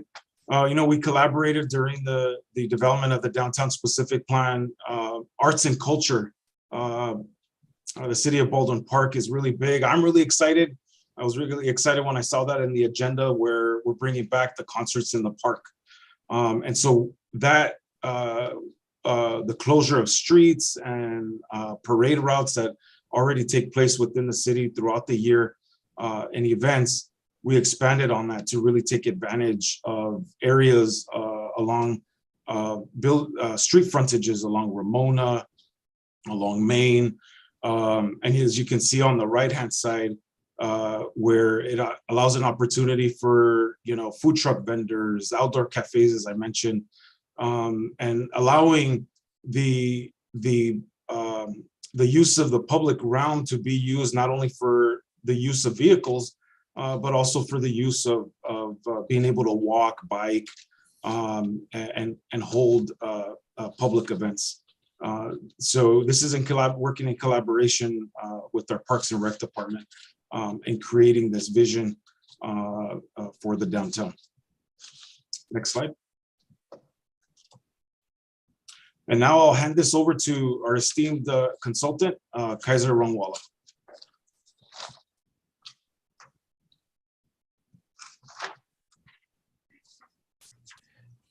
Thank you, Ron. Good evening, Mayor, council members, and members of the community. What you see on this, and by the way, before I get started, with me is Tim Oney and Suzanne Huerta, our transportation and environmental consultants. So if you have any questions, they are on the call as well. What you see up on the screen is an illustrative plan. This is one of the many renderings or many renditions of what a potential built-out scenario for downtown Baldwin Park could look like. This is what we call a 100-year plan. Although the life of the specific plan is typically 15 to 20 years, we wanted to stretch that out, and as you celebrate your city, what does a city look like in the next century? And we wanted to create a build-out scenario. But more importantly, it pulls together a variety of economic initiatives. It pulls together the mobility improvements, the parking strategies, the arts and culture component that Ron just spoke about, historic preservation. You are a city with a lot of history, a lot of interesting and rich history, and a variety of parks and open space that exist, but also a variety of open spaces and parks that are proposed, and then a series of infrastructure upgrades. Again, what you see up on the screen is one of the possible scenarios, but it is the end result. And what is also included in the plan is series of incremental steps that the city can take to achieve this end result. So what are the things that you can do immediately? What are some of the things that you can do in the near term? And these are things that are tactical, that cost less money, the low-hanging fruits, but bring the community together to build trust. And then there are those that are midterm and long-term, where you will need to pull together partnerships and a variety of community resources to implement those strategies. So the plan is flexible, but it also allows for you to incrementally build towards that grand future that potentially could look like this in 100 years. Next. Here's an aerial rendering of the downtown area. Morgan Park is at the bottom left of the rendering. What was important was the direction that we received a few months back, I think late last year, from the council, because the council wanted to certainly meet your housing element obligations and provide the density, but wanted to maintain the small scale field, the small scale town field that the downtown currently has, and the massing and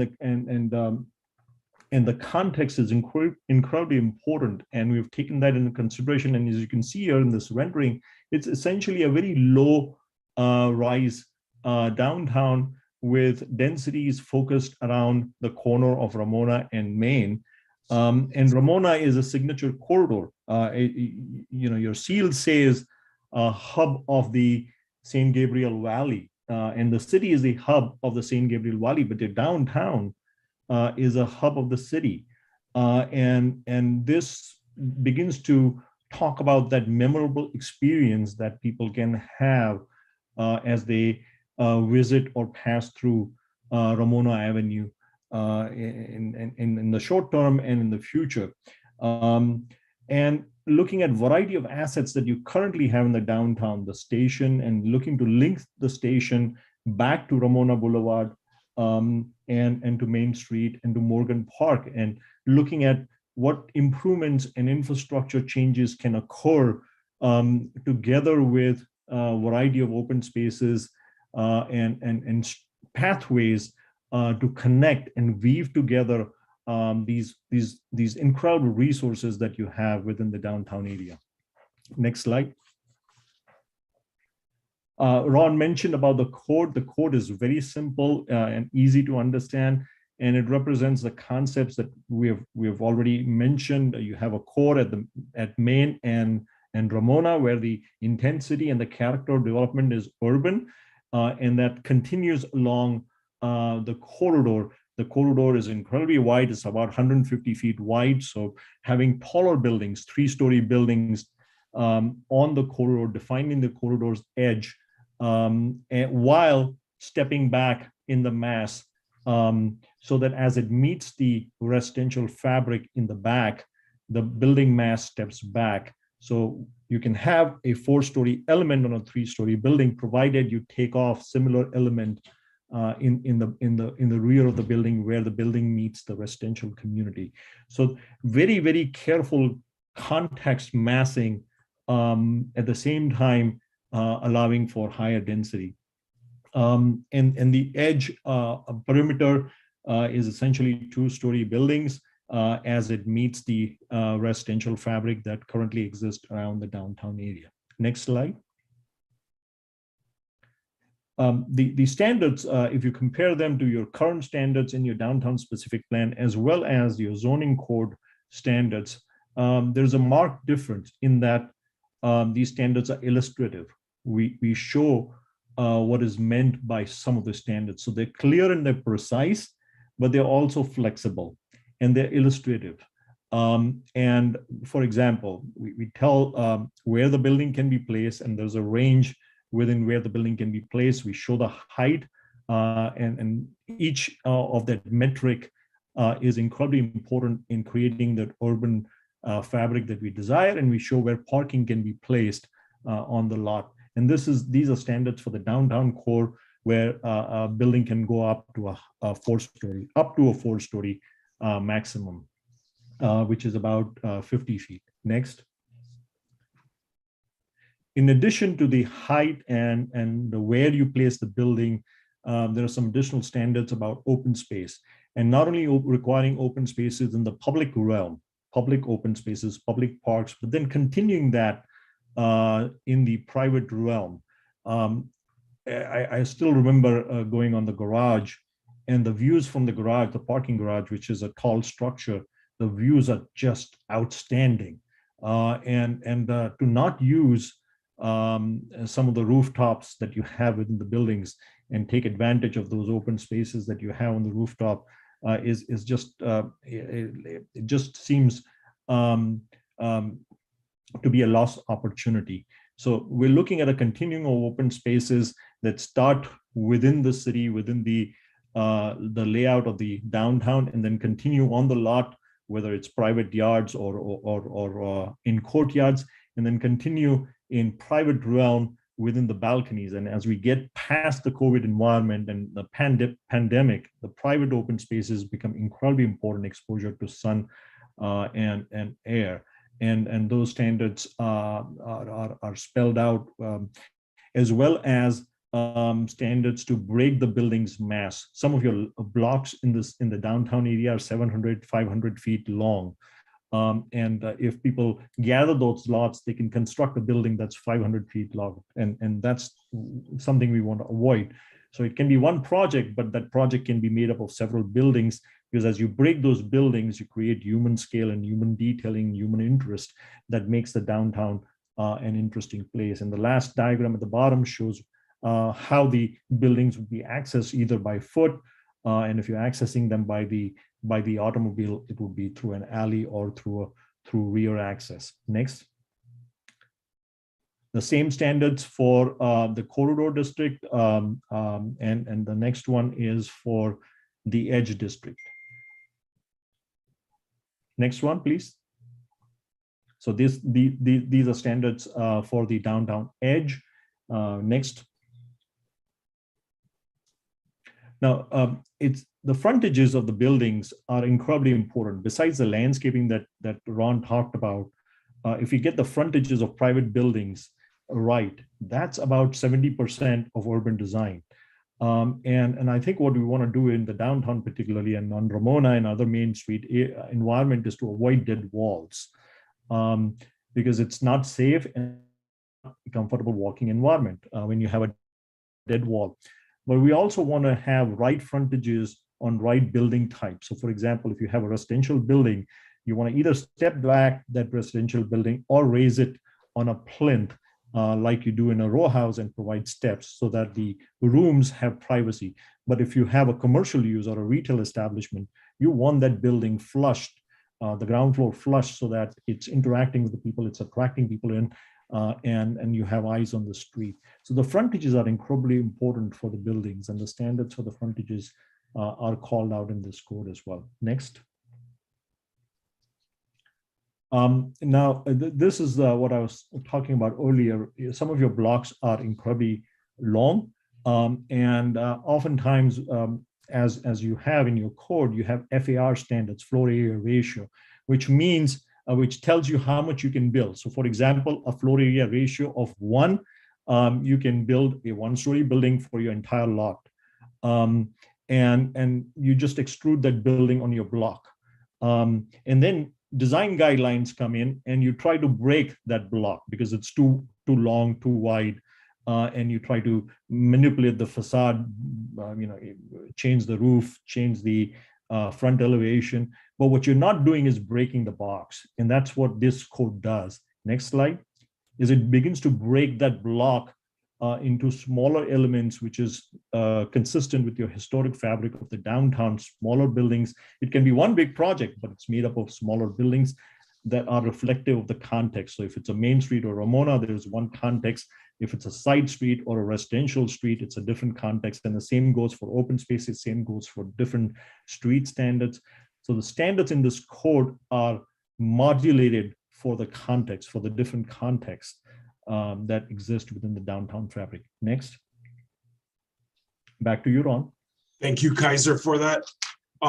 Want to highlight the development potential. We went over this during our study session in coordination with our housing element update. Is the development potential here? This slide shows what the existing downtown specific plan build out is in comparison to what the build out is for the proposed specific plan. So I'll just go over it briefly. The acreage is 115 acres. With the new downtown specific plan, there's an increase of 7 acres at a total of 122 acres. And again, that consists of just kind of expanding the edges of the downtown boundary. Residential unit capacity was 833 units. With the proposed downtown specific plan, it shows an increase of 912 units for a total of 1,745 units over the period of the specific plan, as Kaiser mentioned. Typically, the one special thing about the specific plan is that, you know, we're not getting a 15-year specific plan. We're talking about a build out, to 50 years. Non-residential development, the existing called out for 289, a little over 289,000 square feet. The proposed specific plan, there was a decrease there based on the form-based design and the contextual architecture that's proposed with this plan, a reduction of a little over 102,000 square feet in non-residential square footage. And again, you've seen this number time and time again, is our arena, which we're going to be revisiting this as we adopt our downtown specific, our housing element update. as we submit that to the state for certification, which we're currently working on. And is 2,001 units in that the city has to plan for that capacity. And this downtown specific plan is assisting along with additional efforts throughout the city in meeting that that state requirement of building for that capacity of 2,001 units. Next slide. There was an environmental review conducted for this. An addendum was prepared and essentially found that the updates to the specific plan would not introduce new significant environmental impacts beyond those which were previously identified within the EIR that was adopted in 2016. And so that has been completed. Next slide. Funding toolbox. One of the really neat things about the funding toolbox is that it identifies policies and actions, and it sets goals and policies for the city to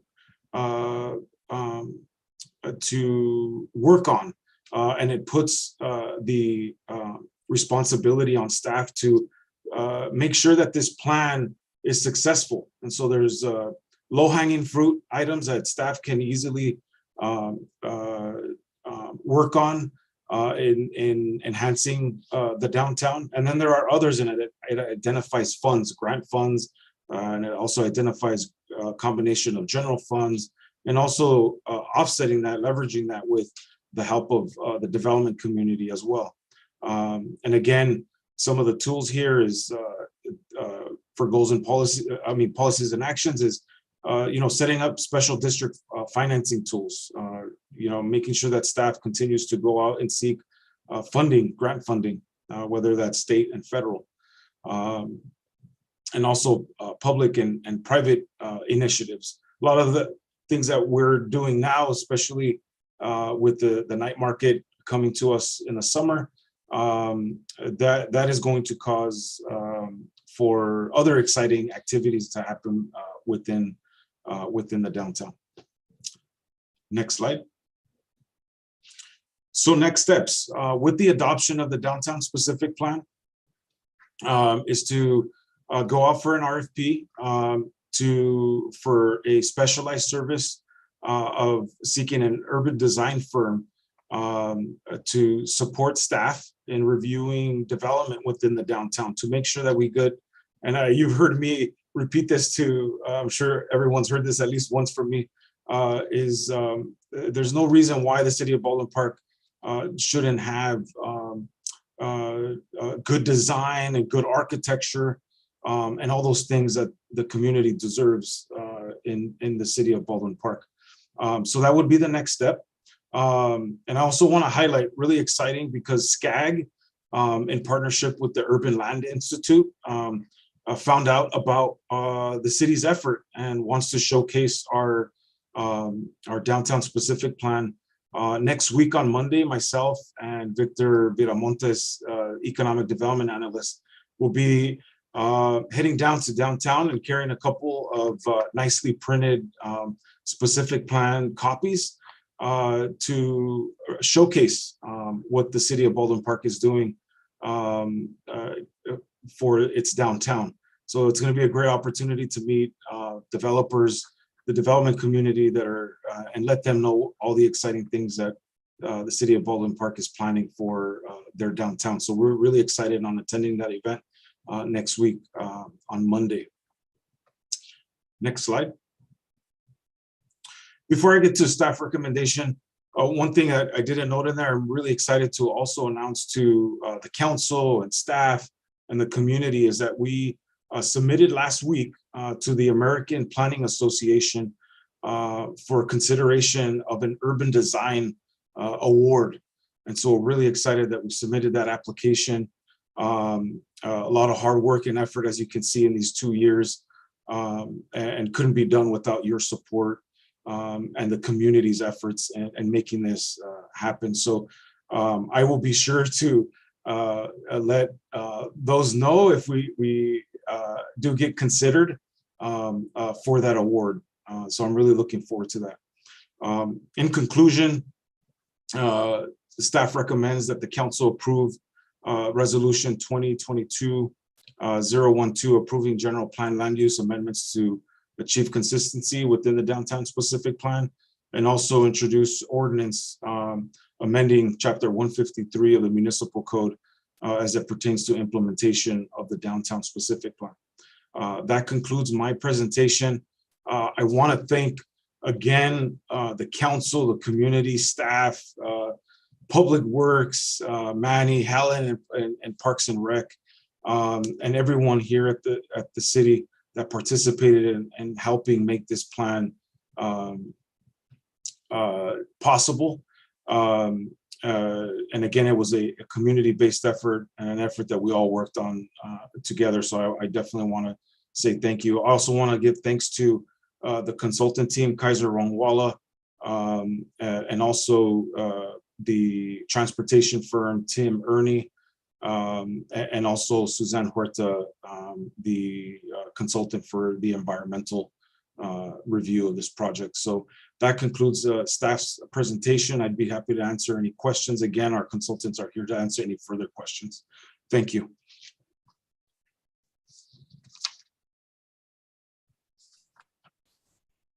Thank you, Ron. You know, I think we're all excited to see this come to a be completed. I know that, you know, we've all had some input. You know, I'm glad that I was able to put in some input. I know this started before me, but I'm glad that I was able to have a say in it and reduce density. I think, you know, I know that it's important that we increase our oh, sorry about that. I know that it's important that we increase our ability to provide housing, but I think that one of the, you know, and it's kind of a part of our history. One of the biggest things that residents in the city of Baldwin Park have always not been fond of is too much density at a time. I think that the proposed plan meets the needs of development, but it also is able to consider, you know, the requests of the community and protect our landscape and the feel of our downtown, which I think is very important to a lot of us. So, you know, I'm very glad, and of course, thank you to Kaiser and his team and Ron and everybody at on your team for getting this done. Very excited to see this come to a close. And then, of course, there's more there's more plans to be made after this, right? And I know I've been bugging Ron, and so, you know, based on you know, I'm sure maybe even Kaiser's going to be glad to hear this, but you know, we limited density in one place, and I think it's important that we look at other areas, whether it's through specific plans. I know that we have the Sierra Vista Center specific plan, and one of those is that you know, and then something that you said was that zoning codes are over 20 years old, right? And so, you know, 20-year-old zoning codes are one of the biggest issues, because a lot of the times, you know, we're talking about this vision that we want to have for the city. And so we have a vision, you know, and there may be property available, and then sometimes there's money available, but the zoning is not available, right? And so sometimes we look at, you know, a building, and we could say, or a lot, and we could say, hey, this would be really good for mixed use, or this would be really good for housing, or some density, or to bring in a business. But then it turns out that we can't, based on the zoning that's been there, outdated zoning, right, to say the least. So, you know, I would like to have that discussion, maybe bring some propositions as to how we can get that going. I know that it is something expensive, but it's necessary to develop our downtown, not just our downtown, our community in general, and make sure that, you know, that our community thrives and we're able to provide that housing that we need, and of course, more resources, more stores, and which in turn benefits the city. So, you know, that's just a part of the discussion that I want to add after we're done with this. Mayor? Yes, Councilmember Avila. Thank you. Thank you for that presentation. It was very detailed. I am excited to see this project that has been in the works for a while now flourish, and I can't wait till it really comes to life, Ron. So I'm looking forward to that, and I like the fact that you pay attention to architecture, that we should have good architecture here in the city of Baldwin Park. I completely agree with you. It has to stand out for us and for everybody that comes into our city, so they can leave and say, wow, look at what happened to Baldwin Park. I'm already getting a lot of comments from people. Wow, Baldwin Park's looking really good. You guys are all doing an amazing job. And so I say, you know, we have great staff. We have great staff that helps us with our vision, and they have a vision and they add. So that's what's making everything move forward. So thank you for that presentation. Also, congratulations on being invited to present your plan. That's exciting that you got invited to go out there, because they were impressed with the plan that you have for the city of Baldwin Park. And good luck, and hopefully you get that award, the American Planning Association Award. Good luck. Let's keep our fingers crossed. Yeah. Yeah. Thank you. Mayor. Yes, Councilmember Garcia. Thank you. Well, I just want to thank Ron for all his diligence on this project. I know that it's been a long time coming to get to this day. And Ron, I want to say thank you for managing, leading this effort, and also to our consulting team that provided the expertise. It will be very different and interesting to see this form-based zoning. A part of me is a little, reluctant, but a part of me is excited to see what projects will come from this.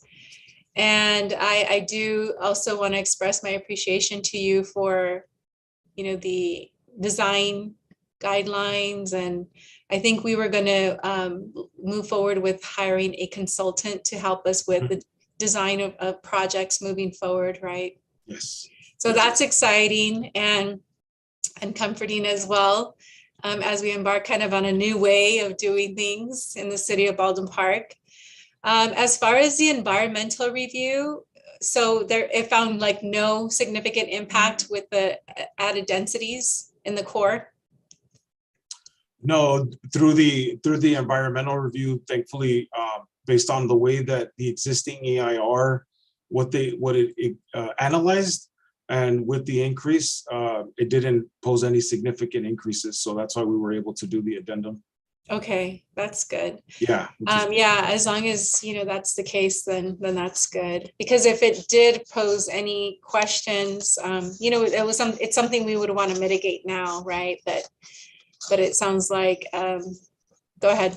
Yeah. So it's not like there's nothing that needs to be mitigated. The EIR, we still have to refer to the EIR that was originally completed.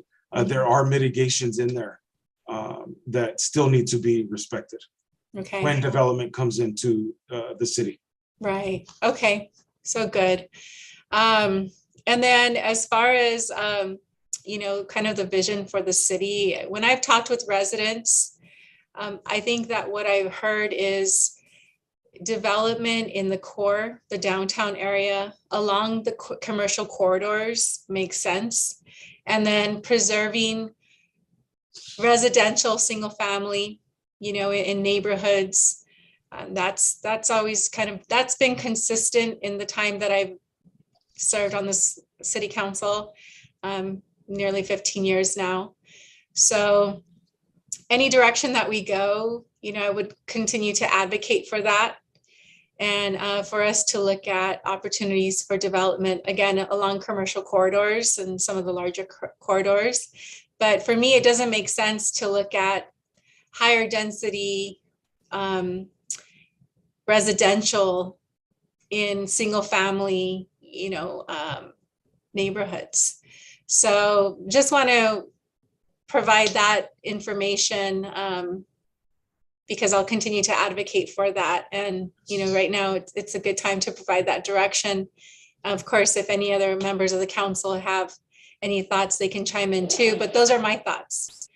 And so I'd like to continue. I know that we have new policies that are coming from the state related to ADUs, and that will certainly change an R1 zoning that will be impacted.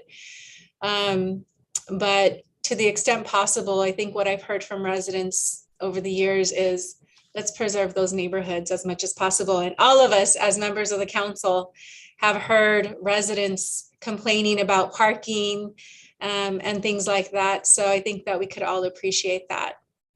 But as far as a downtown specific plan, I just want to congratulate you on getting us here today. to this vote, and kudos to you for your leadership and your management, and thank you to the consulting team as well. Thank you, Councilwoman Garcia. One thing I wanted to mention is, I forgot to mention, is that so far meetings that we've had with potential developers interested in coming and making an investment in the downtown, it's been well received. I can tell you just weeks ago that we had a meeting regarding a development in the downtown, and they said the specific plan, we respect the vision, we like what you guys are proposing, and it's cutting edge. And so it's been really a breath of fresh air that people are taking it positively. So. Good, that's the point, right? Thank you. Thank you.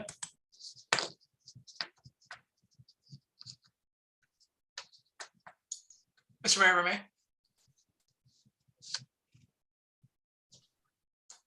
Yes, Councilmember Hernandez. Thank you. Again, thank you, Ron, for all of your work. And again, tremendous staff participation, not only in your team, but all the other departments from Rec and Parks and so forth. So kudos to all of you for, guiding us through this extensive process. I know we've gone back and forth on a few times, and with Kaiser and your team, thank you for being patient and to assisting us. I'm certainly looking forward to, over the next 5 years of what the downtown area will look like. I think there's a lot of opportunities there to bring in, and revive the downtown area that provides, services and other, entertainment activities that will, act as a catalyst for the rest of the corridor, not only the downtown, but the arteries moving out. I do appreciate the walkability. That's a big piece I think for all of us. We have certainly a city in which a lot of folks, take their morning, afternoon, and late night walks. So that's something that I think certainly, adds more vibrant to our area. As similar to what Councilmember Garcia has mentioned, we too have certainly heard, I've certainly heard the comments from residents and neighbors that, sometimes they feel that they're being, that they're being pushed in, by other neighbors because of, certain development. So for outside of that main corridor, past, Olive and other areas, there's certainly opportunities to look upon new ideas, as we're trying to do the, I believe it's the form, I can't remember the FT. Form-based Yes. ordinance, Yes. which is obviously new, and it's certainly leading us in the sense of leaning forward, right, to the extent where we're now being recognized for that, and that truly is back to the work that you've all done to help guide us and to capture all of our voices, in a collective manner, and to provide that long-term vision for those developers. Right, because that's exactly this is the planning tool that will give them a sense and provide them the opportunity to come to our city and know clearly as to what we're looking for, what we're not looking for, and so forth. So with that, thank you. I think our residents will certainly see a difference over the next couple of years, but this is just the first step. So thank you.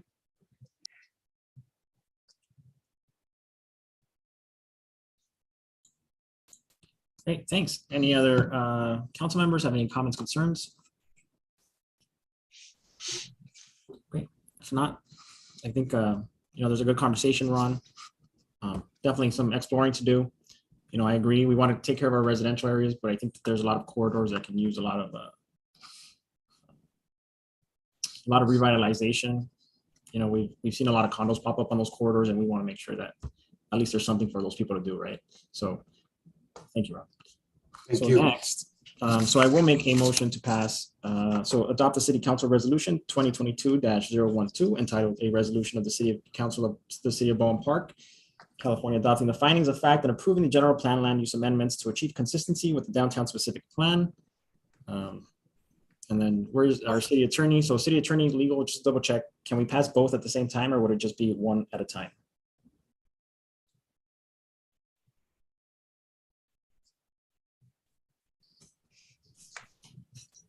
Robert, you need to unmute.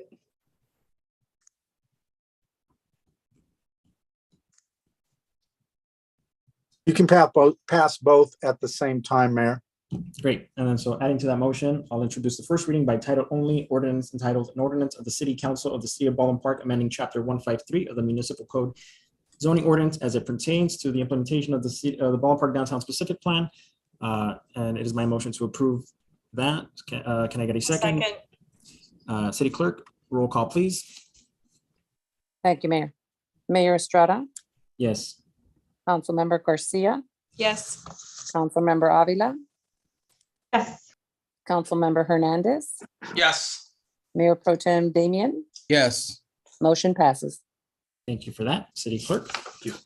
And so we are at reports of officers. We have the Baldwin Park Resident-Owned Utility District Program Decertification and Reversion Process Summary Report. So I know that this is a lengthy one, but I think it's an important one for all of us to be aware of what is going on with this one. Enrique, do you want to kind of touch on this? I know that one of our biggest concerns was that we were facing a multi-million-dollar deficit within a couple of years. So if you can also touch on that as well and where we're at now. Thank you, Mayor, and thank you to the City Council. Yes, and indeed, I can say it with complete confidence that we have crossed the finish line on this process. The reversion and decertification process of the Be Proud program.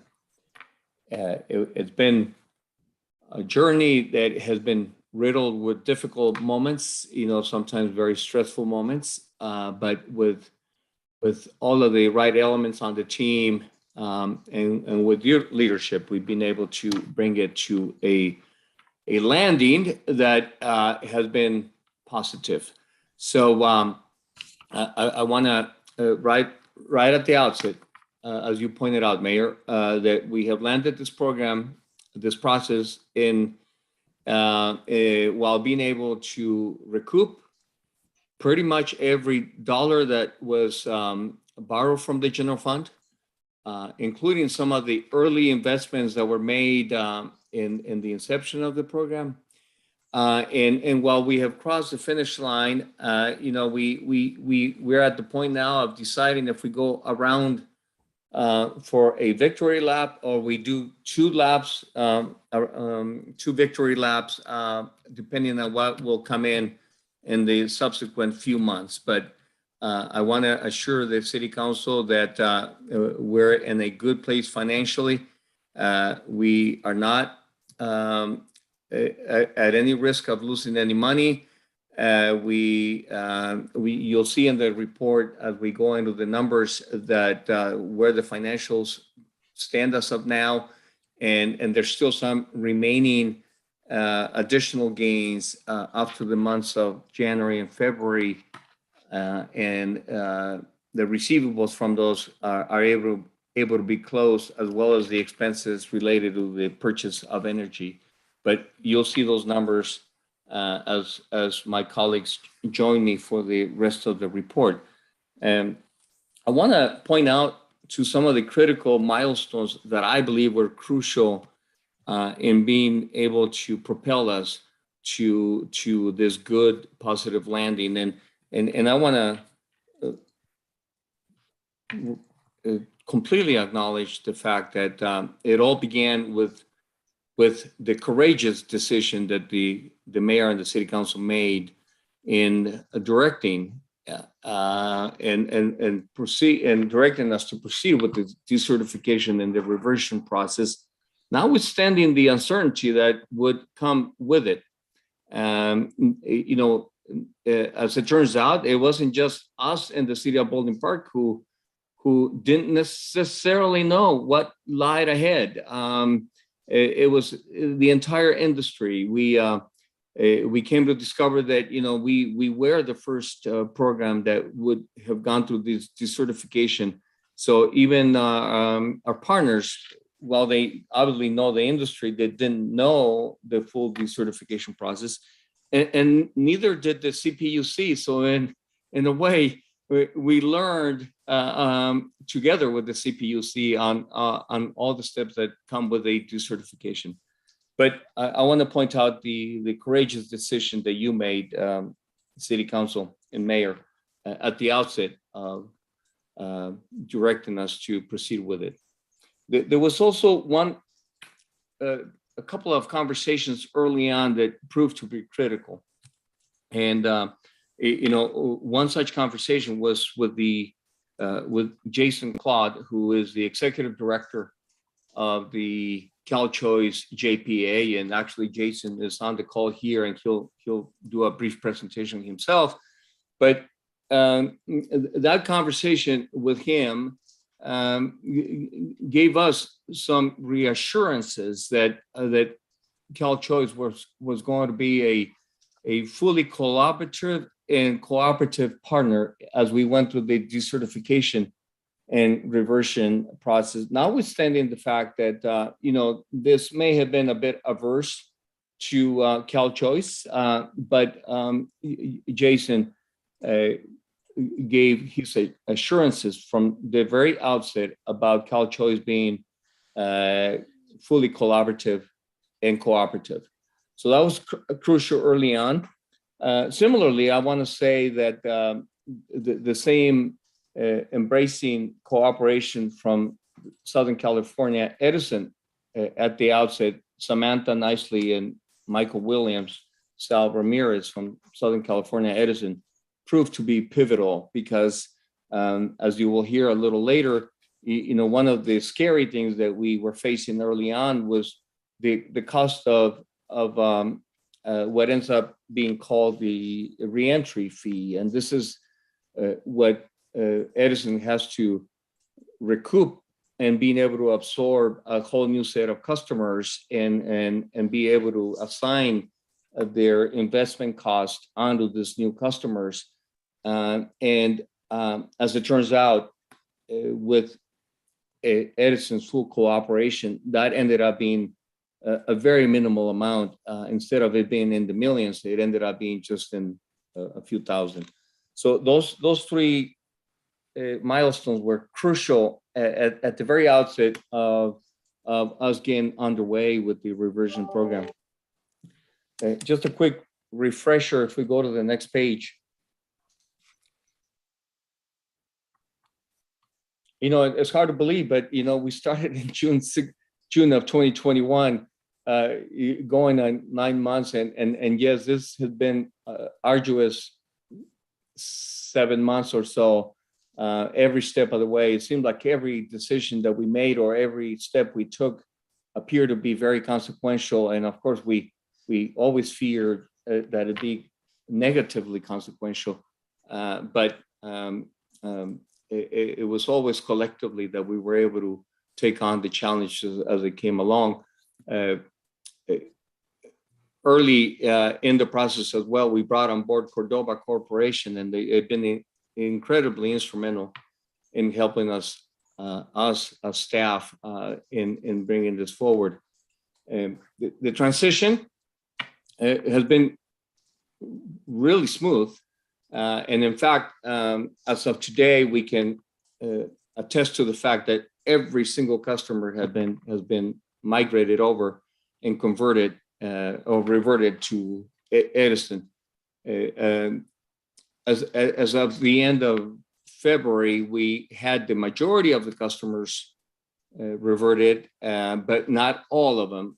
We in fact had 2 remaining outstanding customers that were still not yet reverted as of last Friday, but on Friday, we got the certification from Edison that every single customer now has reverted. And we'll go into the numbers. Financially, the outcomes were very positive, with more upside yet to be received, we feel, and you'll hear Steve go into that as well. Many people to thank, including our legal team, obviously, Robert, Best Bets and Krieger, and many other consultants that are part of the CalChoice family. I want to definitely thank them all, and again recognize the courage of the City Council. So with that, I'd like for Danielle and Steve to go into many of the things that went on, and most importantly, the numbers. Next page. Thank you, Danielle? Enrique. Thank you, Enrique. I appreciate it. Good evening, Honorable Mayor and City Council. I appreciate the opportunity to speak. I'll just give you an overview of the key activities, and then I'll ask my colleague Stephen to dive into the numbers a little bit more. So we've continued to have multiple meetings with all the relevant partners that you saw on the last page. There's just a number of activities that needed to be managed. There was a number of dependencies to get certain tasks done to move on to the next ones. So the team were great in cooperating, holding time so that we could have these meetings and make the progress we needed to with the CPUC, CalChoice, Southern California Edison, and with your own staff to make sure everything was getting addressed.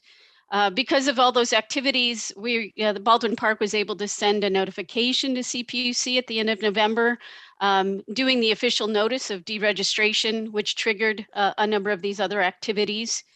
As your CEO is saying, the reentry fee, as Edison calls it, the fees associated with moving back to the utility was much lower than anticipated.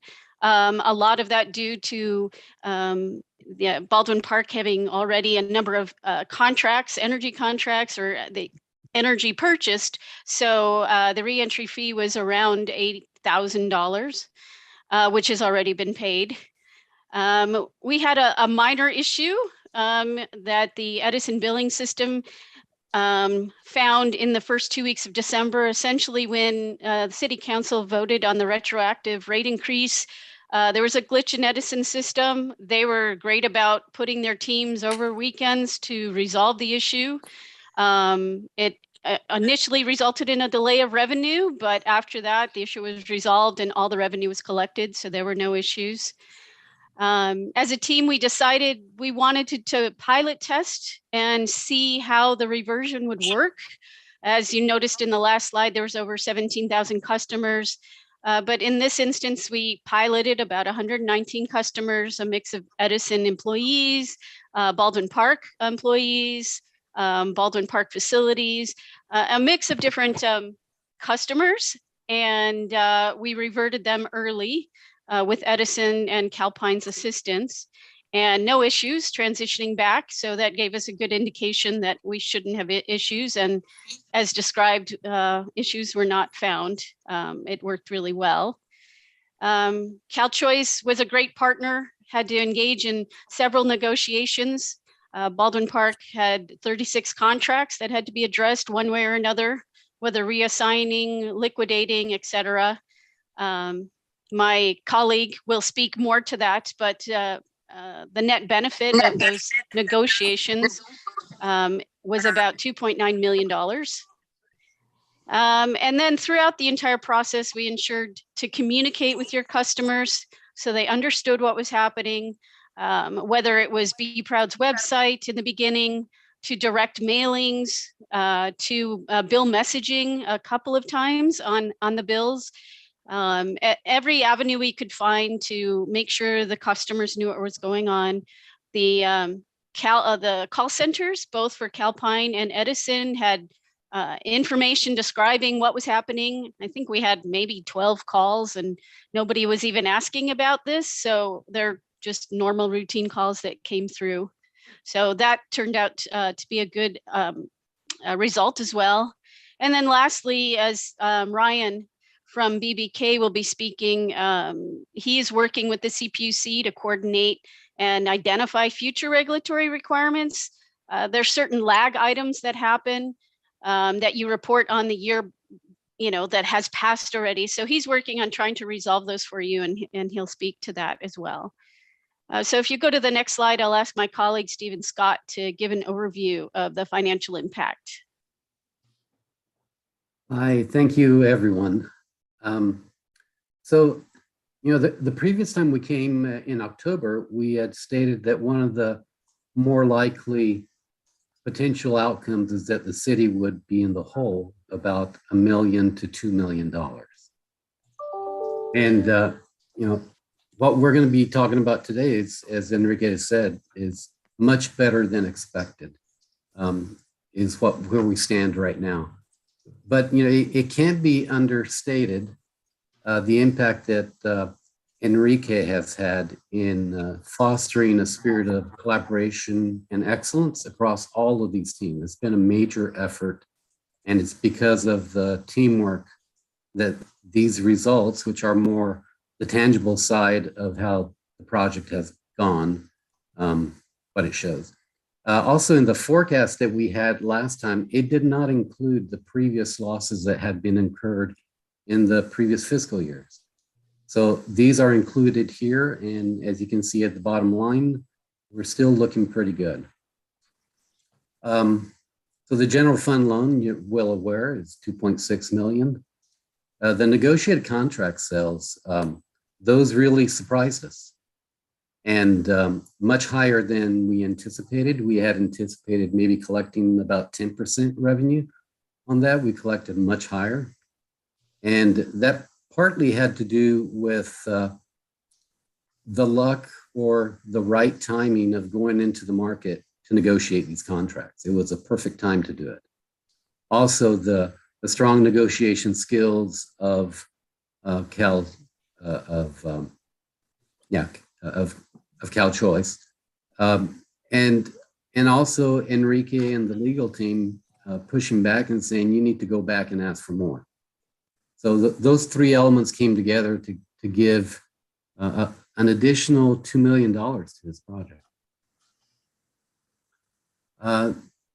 Some of the other items, we have, you know, the professional service that are going to be paid from March through the end of June to Cal Choice.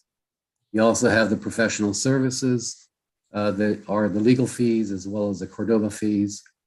The reentry fee, which we expected much higher. And part of that also is because working jointly with Edison, we found the perfect time to revert, which was in February, which provided the most efficient time for Edison and the less resources for them. So we've got the letter of credit will be coming in as soon as we send the decertification completion letter to the CPUC. When that occurs, letter of credit will be released from the City River Bank. We've got the CAP program, which already funded us, or the City of Baldwin Park. The next three are still unknown. Our expectation is that it will be either neutral, so no additional costs, or it could even go as high as $400,000 in the positive. But we have some large outstanding charges that are still to be charged and collected. So for example, the delayed billing and payment arrangements, that probably is going to be a smaller fee, but our customers have been making these payment arrangements because of the pandemic, and the CPUC allowed up to 12 months to set out these payment arrangements. So in June, we're going to have a settlement with SCE, and they'll take over all of those payment arrangements. So there should be some positive funds coming in. On the accounts receivables and payables, you have customers that pay, you know, up to 60 and 90 days. And so those monies are going to be coming in March through all the way through June, but majority of those will be paid by April. So there'll be a large cash income from that one. Approximately $1.7 million come in from customer billings during that time period. But you also have then the charges back to the vendor that provided the electricity, or the producers. So those kind of offset, and we could be getting somewhere in the range of 200,000 to 400,000, but we won't know that for sure. So what we've done is that we've kept that as a TBD. We have not changed the bottom line figures. We've only included in the bottom line figures what we expect, what we know for sure has been received. So the CAISO settlements are kind of like a black box. But the CAISO manages the entire Western grid with all of the transmission lines. And what they do is they look at all the inputs and the outputs, and they consolidate all of that. And then they charge back either to the city, or they have credits that go back to the city. An example of what a CAISO settlement might be is, let's say that in one of the major hubs there was congested, and so all of the electricity that was purchased didn't go through to the city. And so in that case, then the city would receive a credit. Well, we won't know any of that until May. So there's a lot of calculations that go on. So the bottom line, it's much better than expected. If we only look at the current fiscal year, so far we have in the green $186,000. If we include the previous losses, then we're looking at a loss of $87,000. So still much better than expected when we had the forecast of $1 to $2 million. So that concludes my exciting walk through this slide. Now for Samantha. Can you guys hear me okay? Yes. Okay, awesome. I just wanted to caveat, my connection was not great. We don't use Zoom at SCE, but my computer kept freezing. So just wanted to apologize in advance because I am using my cell phone. On that note, good evening and thank you for having me. As mentioned, my name is Samantha Nicely and I manage the team that oversees our third parties, so such as your CCAs.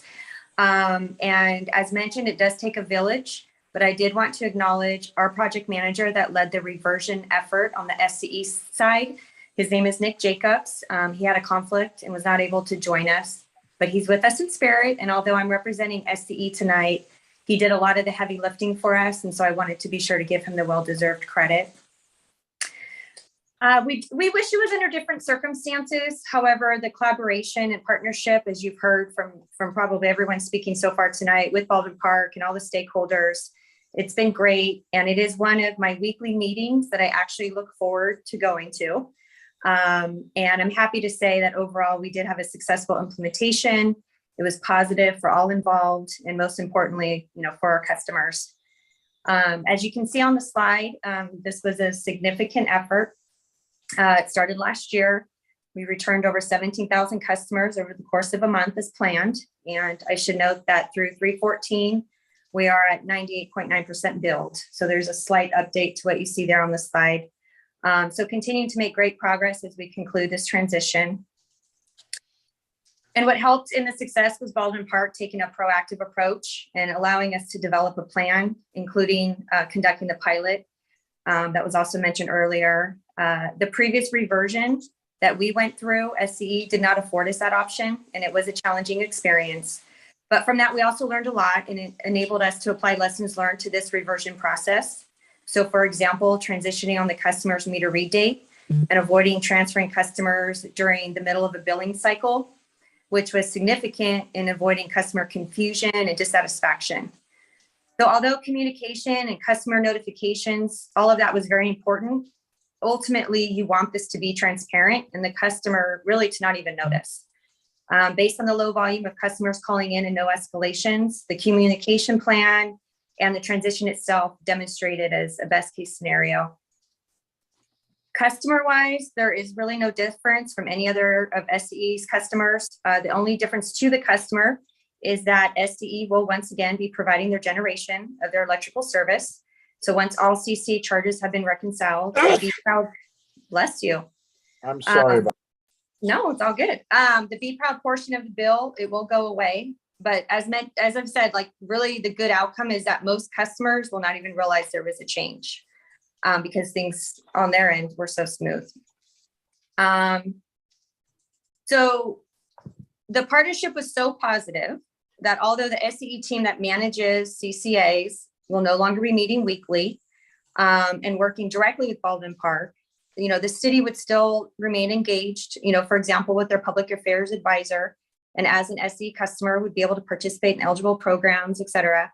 But to make sure we don't miss each other too much, we have agreed to meet once or twice over the next few months just to stay in touch before we fully break up the band, and just to make sure, you know, everything continues to go smoothly as we truly finalize everything. So again, it takes a village. So my thanks and appreciation to all. I'm proud of what this collaboration was able to accomplish, all while keeping our mutual customers' best interests as a priority. So I thank you all for your time.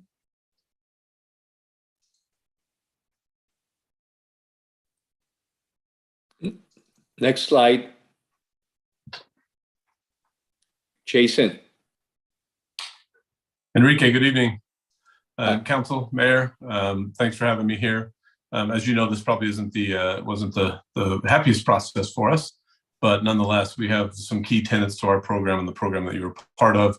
One of that is consumer choice, which is obviously very important because we all represent those citizens we represent, as well as the city's prioritization and the city's willingness to continue to participate. So we respect those, and I think, as Enrique commented, and I appreciate those comments, we felt the professional responsibility to lean in and partner to help achieve your goals, and I think we did that very well. Not only as our team, we're very proud to be part of that, but also the other collaborators on there to make sure that we, one, protected the customer first, protected the city's assets, and also protected the total program and the members of CalChoice. So I think we did that as a team. And although we're probably not happy about you guys leaving, the reality is that at least when you did, we did it in the right way, and we're proud to say that we held up our end of the bargain. And if there's anything we can do to continue to help, we're always here for you guys.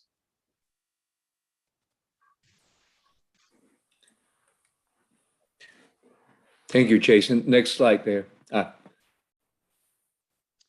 Thank you, Enrique. Good evening, Mayor, council members, Ryan Barron, Best and Krieger, Special Counsel to the City. I'm going to go over briefly some of the wrap up on the regulatory front that we've been working with the city and CalChoice on. You know, as you can imagine, when you are a community choice aggregator, you're heavily regulated by the California Public Utilities Commission. There are dozens of reports, filings, other proceedings you have to participate in. And we have been diligent in working with the city team, with the CalChoice team, with CalChoice's legal counsel, Braun Blazing, on wrapping up those requirements with weekly calls with the Public Utilities Commission, and then other calls and emails as well. We have been identifying those remaining regulatory requirements. Unfortunately, when a CCA deregisters or decertifies, if you will, it has to go through each and every proceeding and look at what it can get waived, what it can get out of, and what other requirements may still apply until the PUC considers it fully deregistered. And that includes going through a dozen or more different immediate filings right now. And we can successfully report that we made great progress, and many of those requirements have been waived. We are still awaiting for CPUC final decisions on a couple of them in the near future, which we expect hopefully to get soon, but that we have been successful in working through that process. With your direction tonight, the letter has been prepared that would go to the CPUC tomorrow or in the next day or two, that would identify those regulatory obligations that have been satisfied and ask the PUC for acknowledgement of those and an expeditious decertification process. So that would give Be Proud finality that it is formally decertified. And some of the things in that letter include winding up what we call integrated resources planning. You are required to participate in a lot of the state planning, showing that CCAs and load serving entities are moving toward the state's renewable and GHG reduction goals. That's a very, very large proceeding that happens every 2 years, very costly in terms of the reporting that you have to do. But we can report that there is a tentative decision to relieve Be Proud of that obligation, as well as noting that it doesn't have any further renewable planning reports to file. We do think there will be a compliance report to file on August 1st for last year's load, and we still are working out some final verification and certification of renewables for this compliance period, which runs 2021 to 2024, and trying to get that early verification now and not wait 2 years. So we're still closing that out with the PUC and the California Energy Commission, but can successfully report that probably 90% of the requirements to date have been satisfied or waived. So with that, I'll turn it back to the CEO. Thank you. Thank you, Ryan. And so now we get to the meat of the report, all of the actions that require council approval in the 12 recommendations on our report. One that I want to point out, it also points to, it illustrates the cooperative nature of the process. CalChoice was agreeable. I mean, obviously it makes sense that as they're going to help us for the next 4 months, that the fee not be the same. So we were able to negotiate a reduction, a significant reduction, almost half of what the fee had been to what it's going to be now. And that includes all the entire family of sub-consultants. They have a number of sub-consultants, specialty sub-consultants that are part of the team. So that's one of the actions that we're asking you to approve, the amendment to the agreement with CalChoice. And then all of the other 12 recommendations, Mayor and council members, for you to authorize us to proceed with a number of activities that will follow after your approval. But we've crossed the finish line. I want to repeat that. Now it's really wrap up and sort of fine tuning some of the remaining activities. Next page. And then the very last, I think we should be at the end. Last page, next, there you go. Yes. Logos are always great to look at. So that's our presentation, Mayor and council members, and we can now open it up for comments, discussion, or questions. Great. Well, I want to start off by thanking all of you. I know that it was a long process. I know you guys got down to the nitty gritty, and then of course, CalChoice and everybody else for being good partners and working with us and making this a smooth transition for everybody. And then of course, Enrique, I know that you came in right when we were contemplating this decision. Not an easy decision to make, but I think it was one that was just best for the city.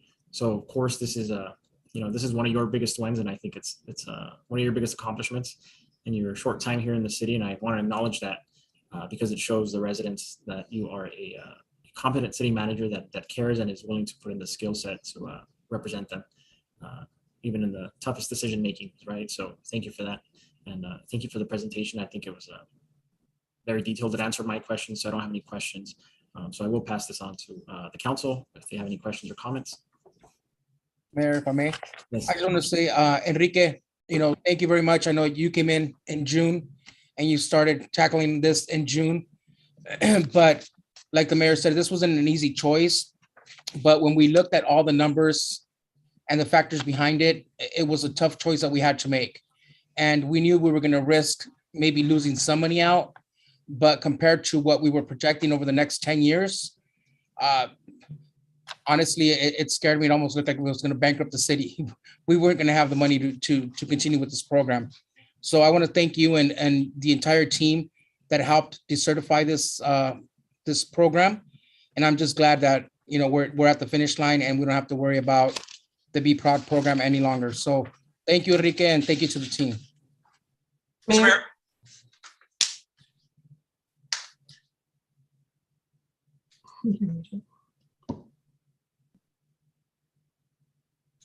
Councilmember Avila, sorry, I didn't see I was on mute. Thank you. I want to echo what Councilmember Damian and Mayor Estrada have said. Thank you, Enrique, for taking this on. You came on, like they said, very tough situation, very tough decisions we had to make, and you didn't hesitate for a moment. You showed the confidence that you had, and you really showed us what you're about, and that you really care about community. And we did make a tough choice, but I do believe it was the best choice for all of us. So thank you. And I want to thank all the partners that helped the process actually smoother. It was a smoother process than we expected. So thank all of you for helping us, end this partnership without really creating much conflict to our city. So thank you for the service that you provided, BP Proud, and thank you for all of you that work together to cancel the program as well. Thank you. And I believe Councilmember Hernandez. Thank you. Again, Stefan, thank you very much, and your team for guiding us through this process, and more importantly, bringing some of the hard choices to the forefront for council to understand, this a little bit further than what we've kind of gone through in the past. To Edison and to CalChoice, thank you for being open to the conversation and for assisting us on both on the way out and on the way back in. So again, we appreciate your openness, your partnership, and again, at the end of the day, as you can imagine, you can certainly respect the choices that we've made, as difficult as they might be. But we're ultimately looking to provide the best service to our residents, and I don't think anyone could fault us for that. This is a process that's taken quite some time, but because of everyone's willingness to work with us and the entire Baldwin Park team, we certainly have been able to walk out of this, with our heads held high, and more importantly, ensuring that our residents are not negatively impacted whatsoever during this transition period. So thank you again for all that you've done.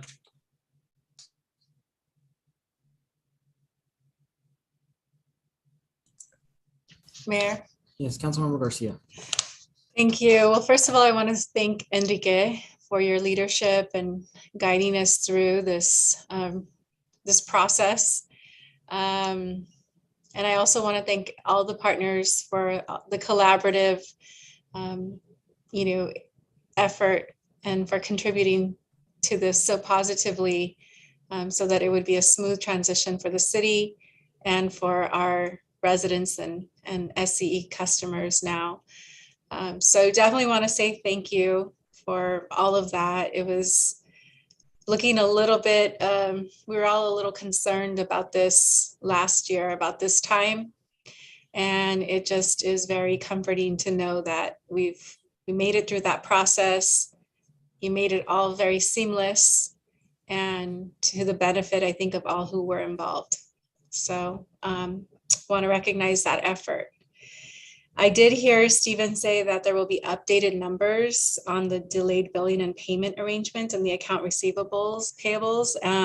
So I guess I just assume that we're probably going to get the updated numbers probably in May of this year, or maybe May or June. And I think that was Stephen that commented on that. Oh, Stephen, there you are. Yeah, here I am. Yeah, I think it'll be June. We'll get some numbers earlier. So I think in May, we'll get the accounts receivable payable piece. And then in June, we'll get the KISO settlements piece. And also the what we're working on with the delayed bill and payment arrangement. That will be in June as well. Okay, great. So I would say by June, we'll know where we land. Yeah. It'll be a for sure landing in June, and probably a really good indication in May, because the accounts receivable payables is going to be a pretty big chunk. Okay. Either way. Good. Then we'll definitely be looking out. And I know Enrique is going to bring that information back to us. I just wanted a time frame. And then as far as Ryan, you mentioned that 90% of the regulatory items are satisfied with CPUC. Are any of the other items, do you see any concern with them, or is it expected to go pretty smoothly? It's been pretty smooth. And when I say 90%, one of them, we have a tentative decision from the PUC to get the city out of this integrated resource planning obligation. We're just waiting for the final decision to be published. And that's standard. They do what's called a proposed decision and then a final. And then we are still working with we're trying to hurry the CEC up so we could submit paperwork showing that you satisfied your renewable requirements for this 2021 to 2024 period. Normally you file that out when the period's done in early 2025. And we're trying to say, well, the program's decertified. The city's not going to have staff. CalChoice is not going to be around then. So we'd like to submit the paperwork early. So we're kind of going through their bureaucracy on how they do that. But we don't anticipate any major hiccups. But we will know once we get a final sign off of the letter I mentioned. So that's what I meant by the 90%. Got it. Okay, good. Well, good. We're pretty much there, it sounds like. So just again, want to say thank you. I look forward to the next update, and it's absolutely something to celebrate. So thank you, Enrique. Thank you, everybody.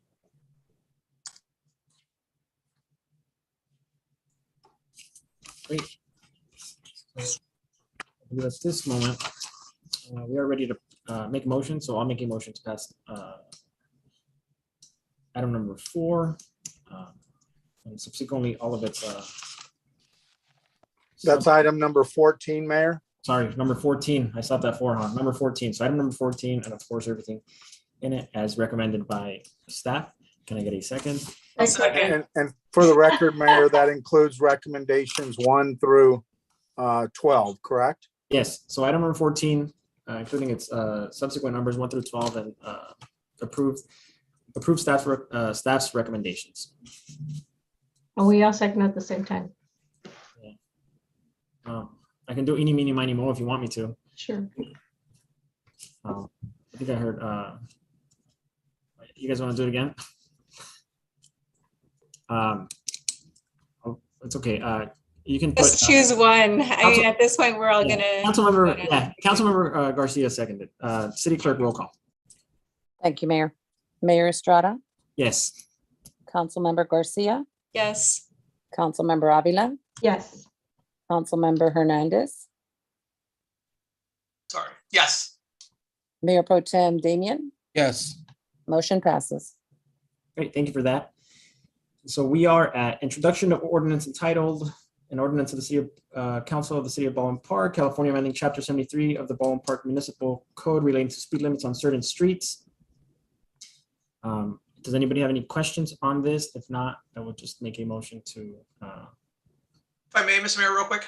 Yeah, go ahead, Councilmember Hernandez. Thank you. I'm quite appreciative that staff went back and did the survey study once again. I think both myself and Councilmember Avila had some concerns around 7 or so corridors, and obviously based on the timing.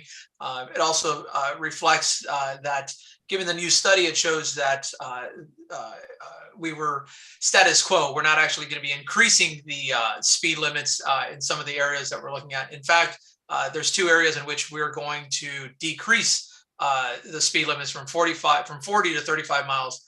So thank you, staff, for looking at this once again.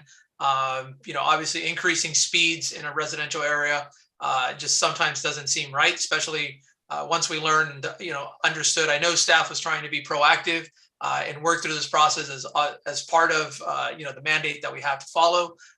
So thank you, Sam, and thank you, John's. I think John's maybe around still. I don't know, for his assistance in working on this project, because I know this is one of those other legacy items that's just making it much safer for all of our city and all of our residents. Thank you, Mayor. Yes, Councilmember Avila.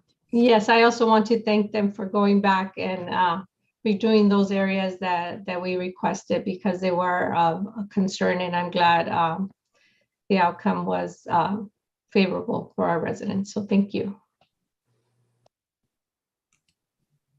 Great. So if there's no more comments, I will make a motion to introduce the first reading by title only, ordinance entitled An Ordinance of the City Council of the City of Baldwin Park, California, amending Chapter 73 of the Baldwin Park Municipal Code relating to speed limits on certain streets to pass. Can I get a second? Second. City Clerk, roll call, please. Thank you, Mayor. Mayor Estrada, Yes. Councilmember Avila, Yes. Councilmember Garcia, Yes. Councilmember Hernandez, Yes. Mayor Pro Tem Damian, Yes. motion passes. Great. Thank you for that. We have item number 16, request for direction regarding city council term limits. Staff recommends that city council provide direction regarding ballot measure language to bring back for approval. So I did read the staff report, and it sounds like staff is also looking to do a survey from the region and just in general to see what other cities are doing.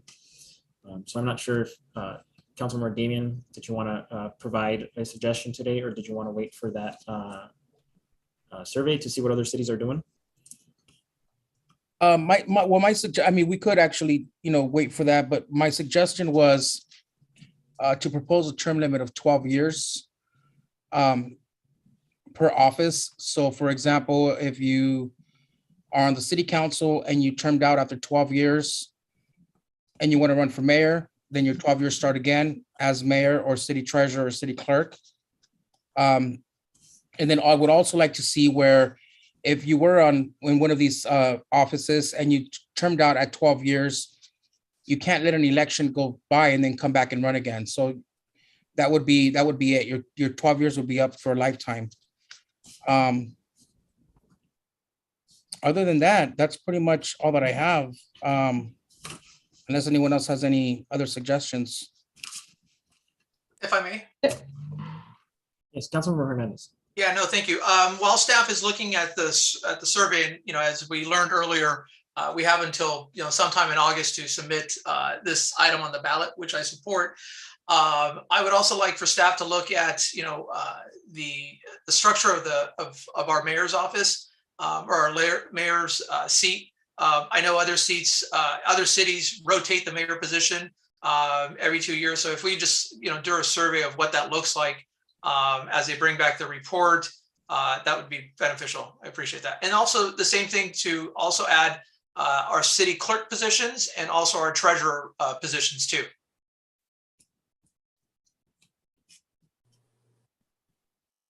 Yeah, I think that's a great conversation. We are one of the very few cities that still have an elected mayor. I know a lot of other cities do a rotating mayor, and it does, they have a little bit of a different process. I know in the past, before we turned to elected mayors, we did do a voting between the council. If we did a rotating mayor, I think that would be best, just to make sure everybody has a set time to be mayor, and have that. We can also look at that discussion. I think that's a worthy discussion. So is there any other recommendations? Just one more thing for Lulu. If we were to propose a 12 years, it would be starting from the time that this would be adopted or passed, if so, by the voters. So everyone's clock would start from the time that this would be adopted. That's correct, yes. So just so I understand, Lulu, does that mean, so basically everyone would still be able to serve 12 years as of this point, regardless of when they served it, 10 years, 5 years ago, whatever the case may be, and come back and serve another 12 years if that's what the voters choose. Is that correct? If I'm understanding correctly, yeah, for this doesn't apply for past mayor seats, city council seats, city treasurer, city clerk seats.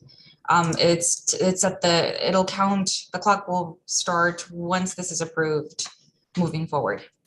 Okay, thank you for the clarification. Thank you. Okay, so I think council has some clear direction.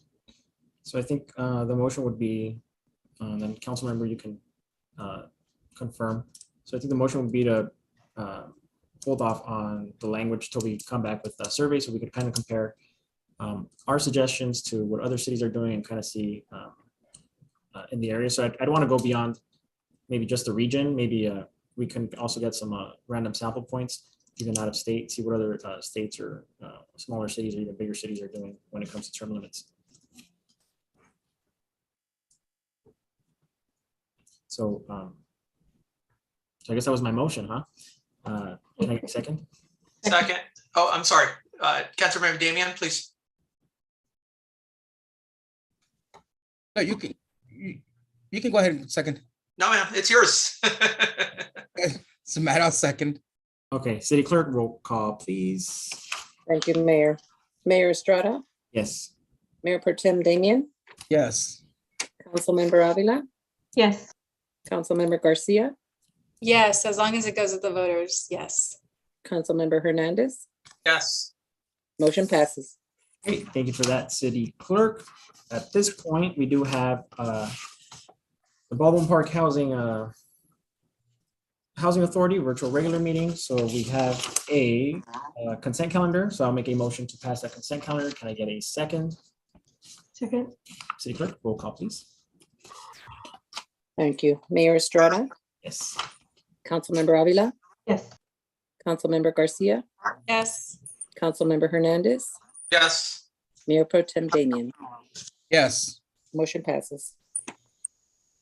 Thank you for that. And then we have the Ballpark Finance Authority virtual regular meeting, and I believe we have a consent calendar. And then there's one item, so I'll make a motion to pass that consent calendar. Can I get a second? Second. City clerk, roll call, please. Mayor Estrada, Yes. Councilmember Garcia, Yes. Councilmember Avila, Yes. Councilmember Hernandez, Yes. Mayor Pro Tem Damian, Yes. motion passes. Thank you for that, city clerk. So I believe we are going into closed session, but just before that, I know I didn't request it, but I just wanted to clarify. I know that we gave direction to reimagine or expand our services at Morgan Park in the back area that is no longer being used by the Boys and Girls Club. And so I think that we are able to use ARP funds for that. So I do want to do that so that we don't delay it and we can work parallel on that as we work to engage our community in the downtown. And then I know that we've talked a lot about the air quality in our city. So one thing I've recently learned is that based on the air quality, we are able to partner with organizations to move towards a cleaner energy source. And I think those programs are funded by some of the agencies that have polluted or that cause the pollution in this area. So I would want to explore that as well. And then one last thing is that it is Manny's birthday. So we want to acknowledge that right before St. Patrick's Day. So Manny, you are a fellow Pisces. Happy birthday, Manny. It is Happy my birthday. Thank you Birthday, very much. Maddie. Happy birthday, Manny. Happy birthday. Happy birthday. So we don't want to keep you any longer, right? So we'll let you enjoy your day. So happy birthday, Manny. I don't know if any other council members had any directions that they wanted to, or any communications that they wanted to share. If not, at this moment, we will. Mayor, Yes. I have a communication. Oh, yes. So my office will be submitting a letter of support on behalf of the mayor and the city council for AB 2163, authored by Assemblymember Rubio, which will extend the sunset date of the San Gabriel Basin Water Quality Authority by 20 years, from 2030 to 2050. Just letting you know, I'll be submitting that tomorrow. Thank you, Enrique. Thank you for that, Enrique. Great. So if we are all set here, I think we're going back into a closed session. So we will see everybody else at the next meeting, and then our staff and council will go to closed session. So good night, everybody. Good night, everybody. Good night. Thank you. Buenas noches. Bueno.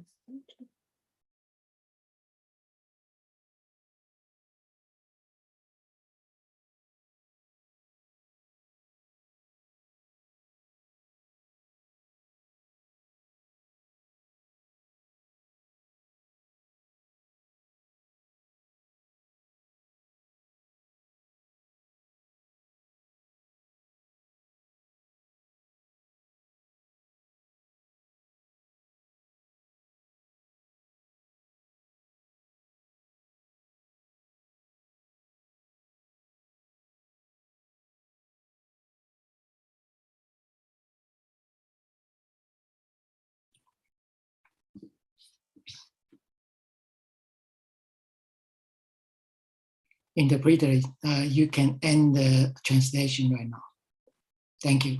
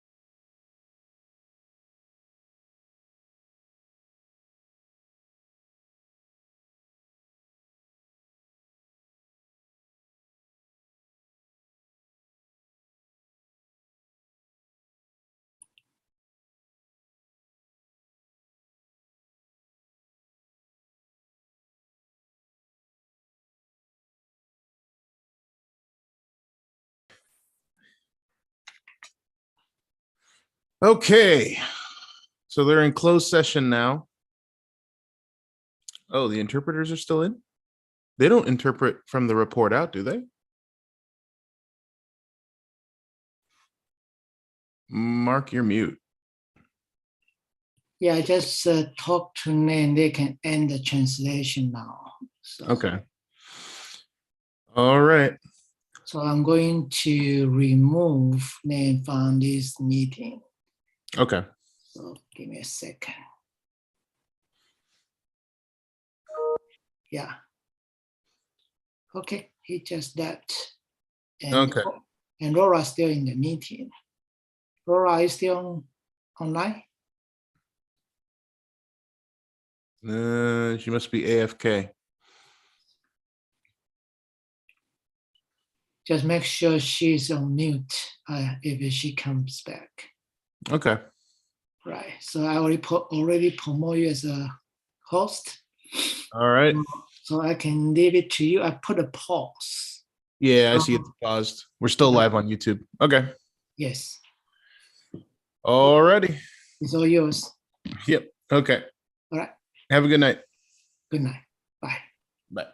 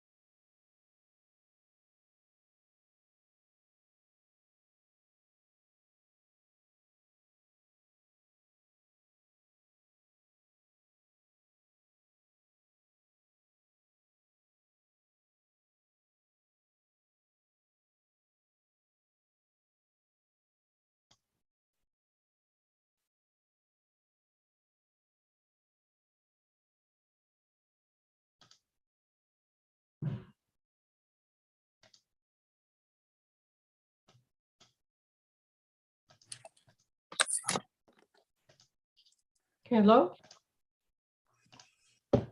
Hello, Councilmember Avila. how are you? I'm good. I don't see you, but I hear you. They haven't let me in yet. And they haven't let me in either. You're not alone. Okay, Let me Are see. we in limbo? we are. Yeah, In we're in the dark room. You punished, Enrique. We're in the purgatory. That's what I was about to say. I was trying to think of the word. I was like, are we in purgatory? Yeah. Stand by. I'm clicking as fast as I can.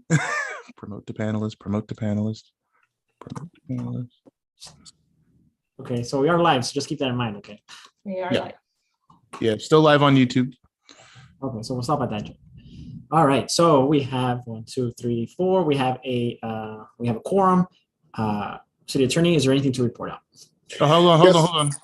Let me get recording on Granicus first. Oh, okay, go ahead. And resume cloud recording. Okay, we're live. All right, City Attorney, is there anything to report out?